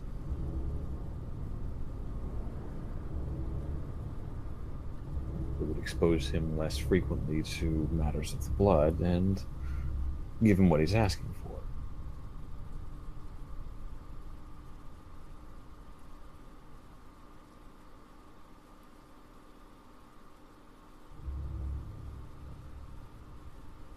The man is worth his weight in your elegant spices, I assure you. Of this I have no doubt. However, he's also asked for a very specific favor. And if we can't deliver, I like to have a plan B in my back pocket. That's why we came to you.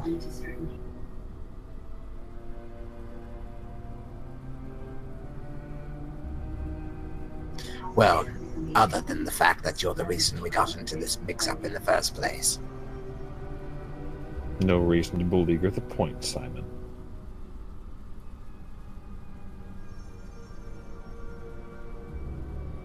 Well then, I suppose I'll set up the meeting. Indeed. How does Might. tomorrow sound?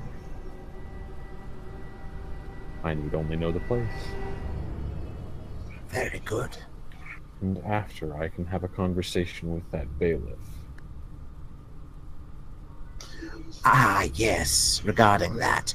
I have information on that as well. And he will actually give Quinn the address that he was given for the office of these sanitation workers. I've had a thought. I do have a considerable interest in the cleanliness and operation of the shipyard and ports. All these sanitation workers seem to be driving rats straight into my shipments.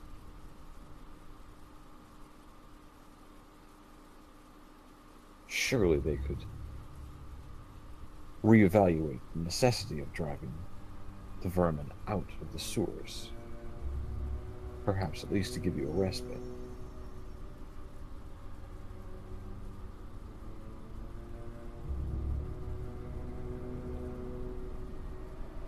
As I told you, I'm willing to try anything.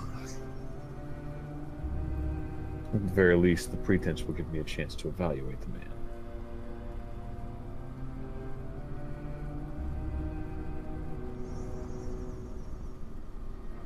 Then we have some things to consider and some things to do. It seems. In that case,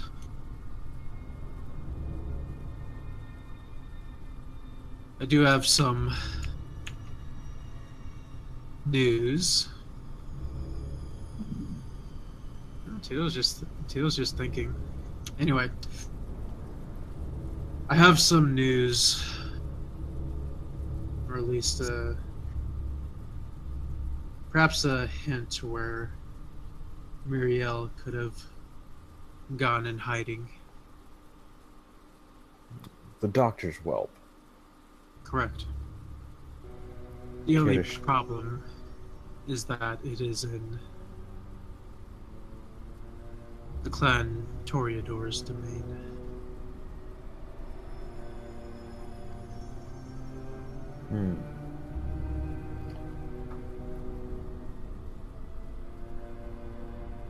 I imagine you've already spoken with Bella. Indeed. And she no doubt cautioned you against it. But of course, She is a wise woman, whatever else she may be. those who live that long seldom are foolish. So a Cassandra whelp hiding in Toreador territory. Which of the Toreador's domain would this be? Who else but Eleanor Gray? Of course it is.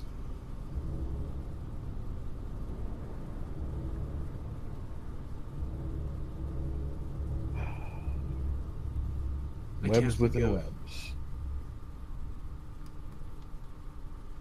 I can't think of any reason for an invitation.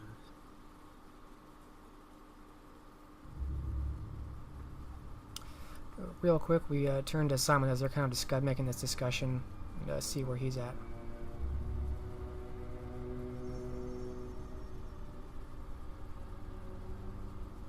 And accidentally unplugged his mic.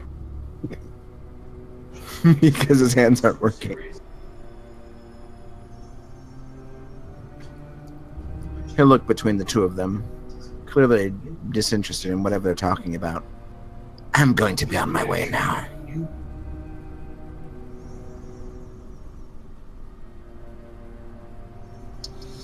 Happy hunting. Oh, I do wish you wouldn't say it like that.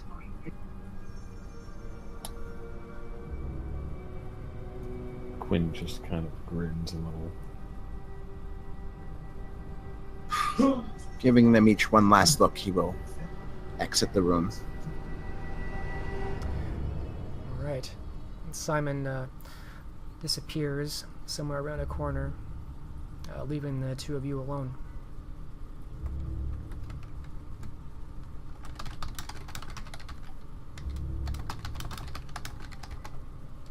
So the primogen of Clan Toreador is either giving shelter to Dr. Fontaine's whelp alone, or he and she both, after owing a favor to Marco Vespucci.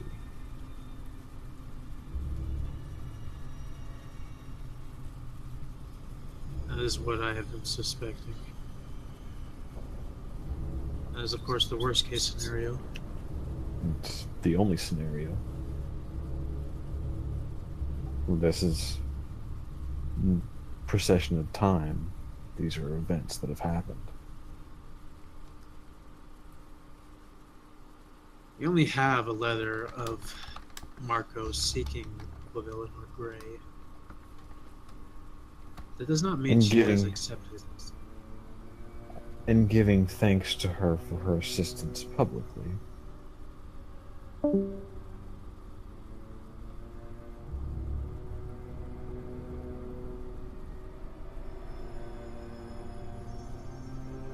Or was it the other way around? I can't recall. In any event, the two are linked. Whether or not her harboring the whelp, or Fontaine himself as well. Whether those two facts are linked remains to be seen. Those two facts have taken place. It would be wonderful to figure out where she lies in this. She's playing her own game. It seems her moves on the chessboard are intertwined with Marco's.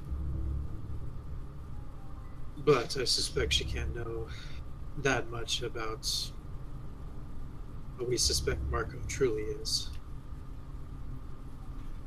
I prefer to assume the worst about everyone. That is at least a safe way to plan around that. Precisely. For example, if we assume that Eleanor Gray is not only aiding but complicit in and fully aware of who it is she's dealing with, what it is he's up to, though his final ends I'm still not clear on, then we have to account for any intervention she might make on Marco's behalf, when and if we make a move against him, whether socially or in a more martial manner. It would be nice if we could get something on her while we're doing this, but I would think the most damning evidence would be actual siding with Marco once he is revealed. For that, we'd have to get closer into Marco's lair. Well, the good news is tomorrow I have a meeting. I wouldn't call that good news. He's going to be even more on guard if he noticed those letters missing.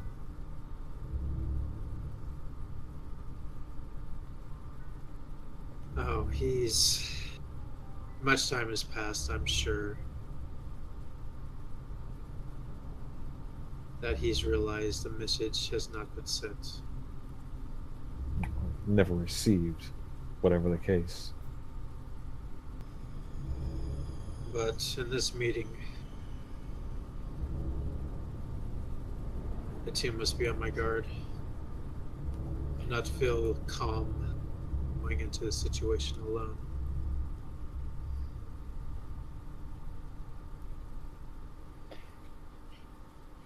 Ordinarily, I'd recommend taking Simon with you, since he seems to have taken a shine to the boy. But in this circumstance, I wouldn't want to put him in harm's way, since Marco's suspicions would be aroused.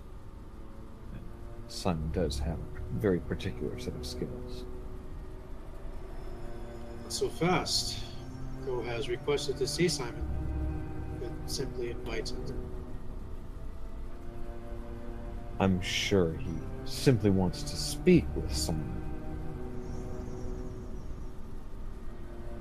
In case you missed that, Quinn sounds very skeptical, almost sarcastic.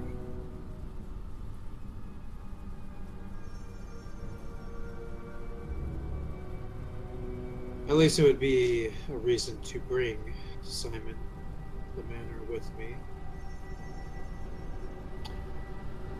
Do you really expect Simon to be left out from under guarded eye? All things considered. No, but there is Abel.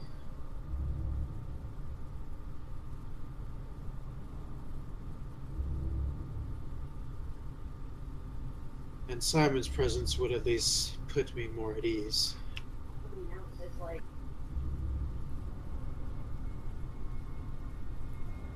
I was going to volunteer myself.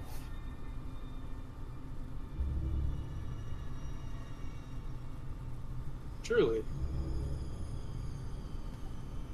Absolutely. He's heard very little about me. He's almost certainly not heard any of the conversations I've had regarding him.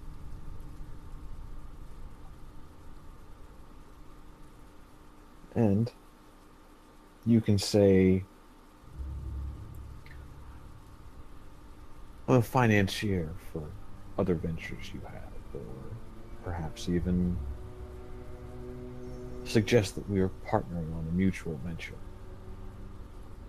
None of these are explicitly lies, mind you. No, but does he truly need to know of your involvement at all? Do we need to show our hands so soon?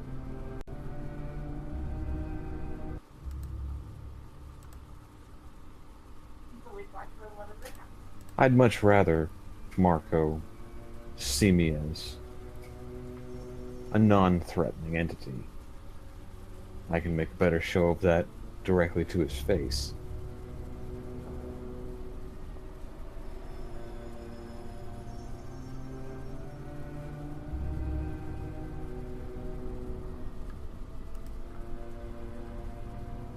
Besides, I want him to think he's smarter than I am.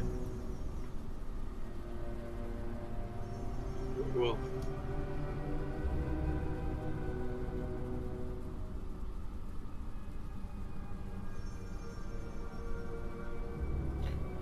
What's the saying? Pride goeth before a fall.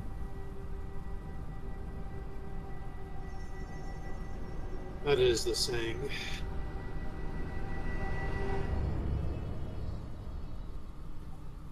And hubris is not a virtue.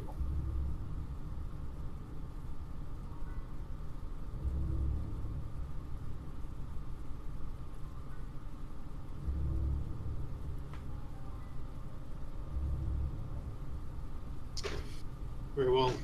This plan will work. Your vote of confidence fills me with elation.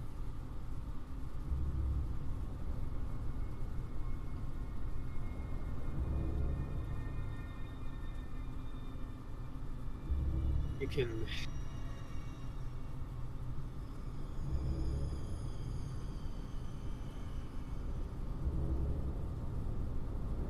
well, I'll just take that as genuine.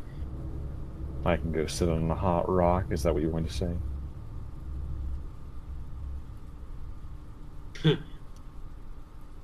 Something close.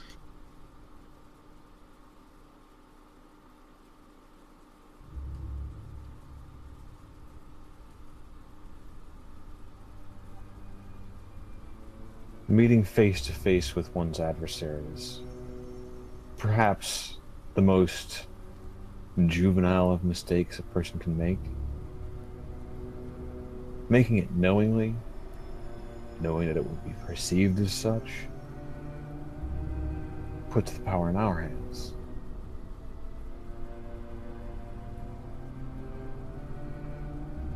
It will be unexpected, to say the least.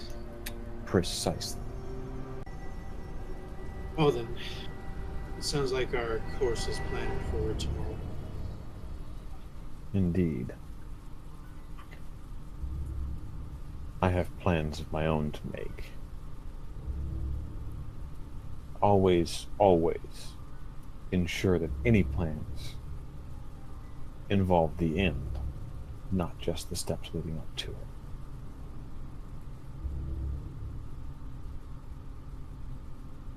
Of course.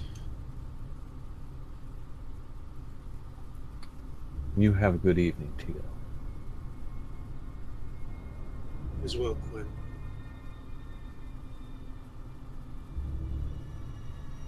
Oh, and if you do decide to go hunting virgins in the night, try not to make a mess.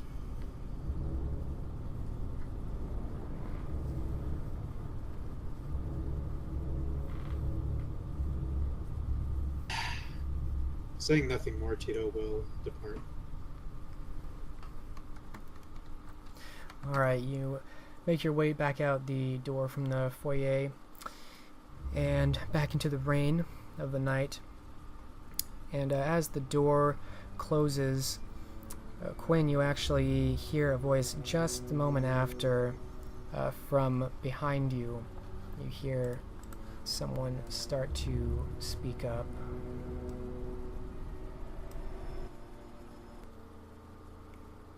Well, he doesn't look very good. You hear the voice of Tristan from behind you.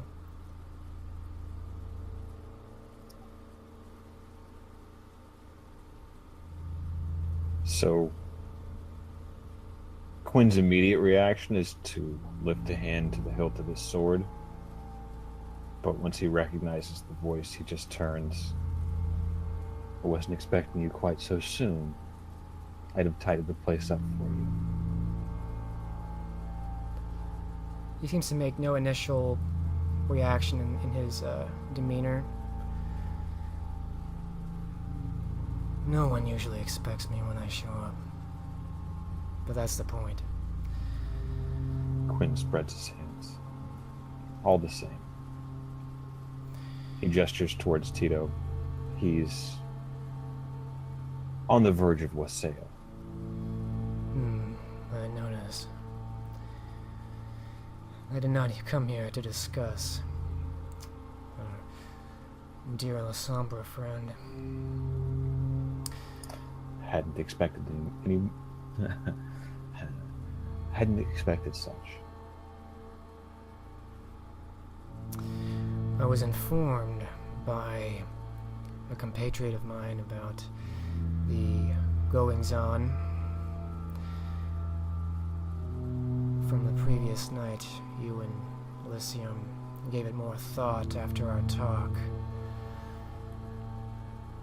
Perhaps I can reveal something to you that may not come as a surprise.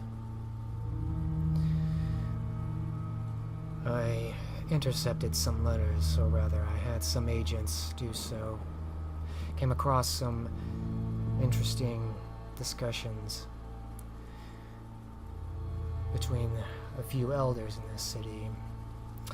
Tell me, Quinn, did it occur to you, did it seem odd that Lady Eleanor Grey was available right at the proper moment when Cole Masters needed someone to observe that interrogation of yours, someone to verify their results? Someone above reproach. It absolutely did. But I wasn't exactly in a position to question her motives.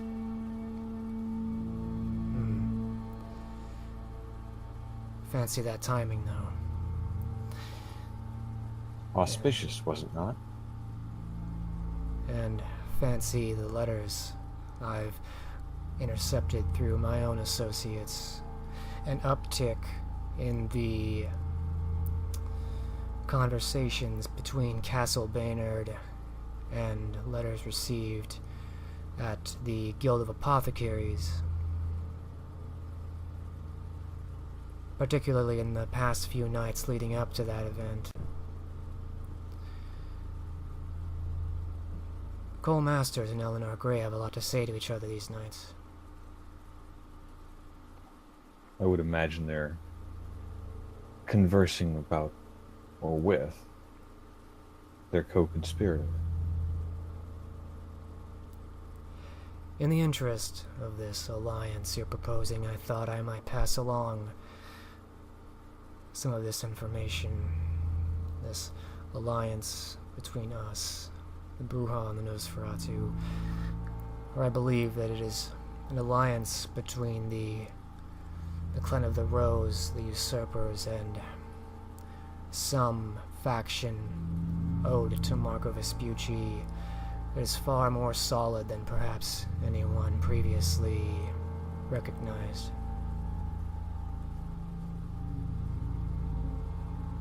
You wouldn't happen to have copies of these documents? Of course, I have transcripts. I have ways of ensuring letters go where they mean to after I've broken the seals. So I have, of course, a few of these texts that you might find interesting. And he says this as he's reaching into his raggedy cloak and pulls out a few rolled up, crumpled papers.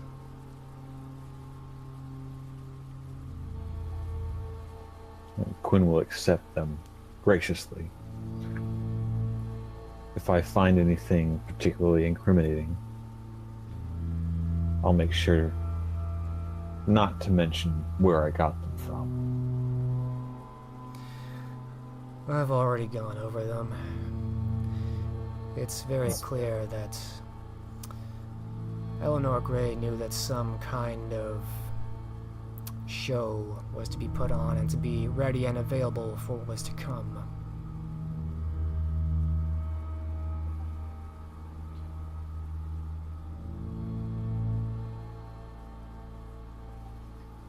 I had suspected as much.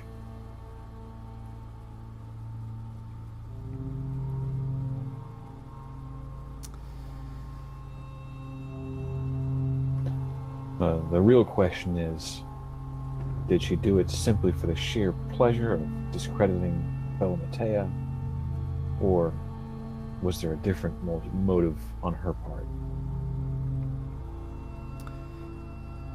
You may find that from reading over those letters that Cole Masters and Lady Eleanor Gray have a very cordial relationship with each other. I suspect that while Eleanor may have enjoyed that, this was part of a greater play, a cover-up, if you will. Who knows what exactly those ghouls did or did not do. She likely is the only one who will know now.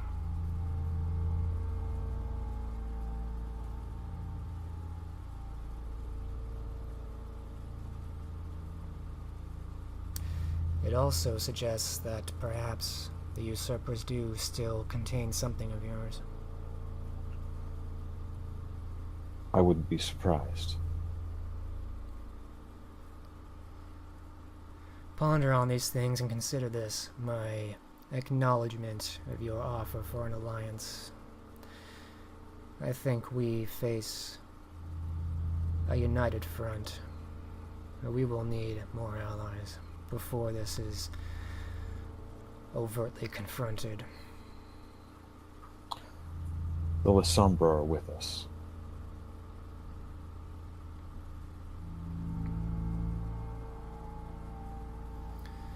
That is good, so long as that scion of Juliet's holds it together.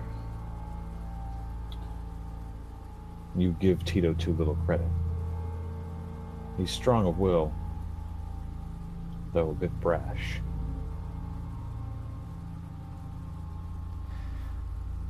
No more brash than the young Bruja whip who walked into a trap last night, I'm sure. Quinn kind of smiles. A novice mistake I'm still kicking myself for. It won't happen again. Well, if it makes you feel any better that it was orchestrated by two elders, perhaps I will give you some peace. In the meantime, read over those, consider these words. We will speak more at a later time. My thanks, my lord. Good hunting. And he passes by you, creeping past, and you see in better light just how dirty and disgusting the rags on him are, and this kind of ratty hat that he wears to try and conceal what is far too obviously some kind of rat-like face with beady black eyes. He's just far too visible for you right now, and he passes by you without another word, going out into the rain in the same direction as Tito, leaving you alone.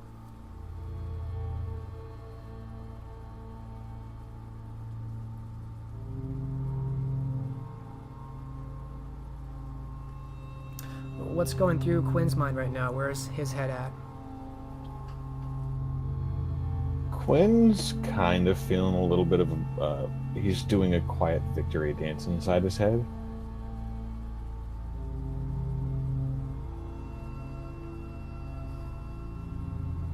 So at the very least, he seems to have won over Tristan.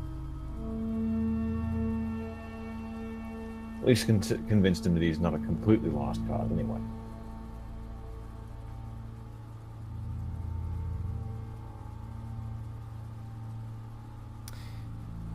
And what does he mean to do with the remainder of his night? Probably a few hours remaining now. Probably going to go familiarize himself with the contents of, well, the transcripts. even if they aren't the original letters.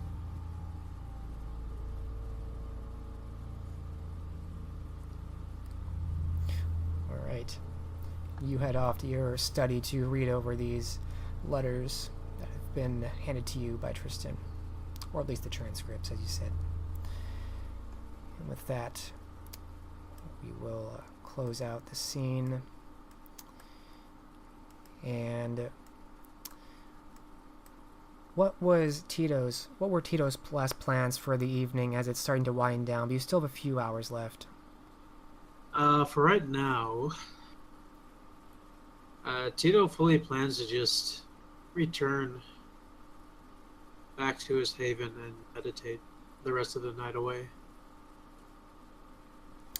All right, perfect. Then with that, you're able to make it back to your haven, back to the Blackfriar Priory, and back to Juliet.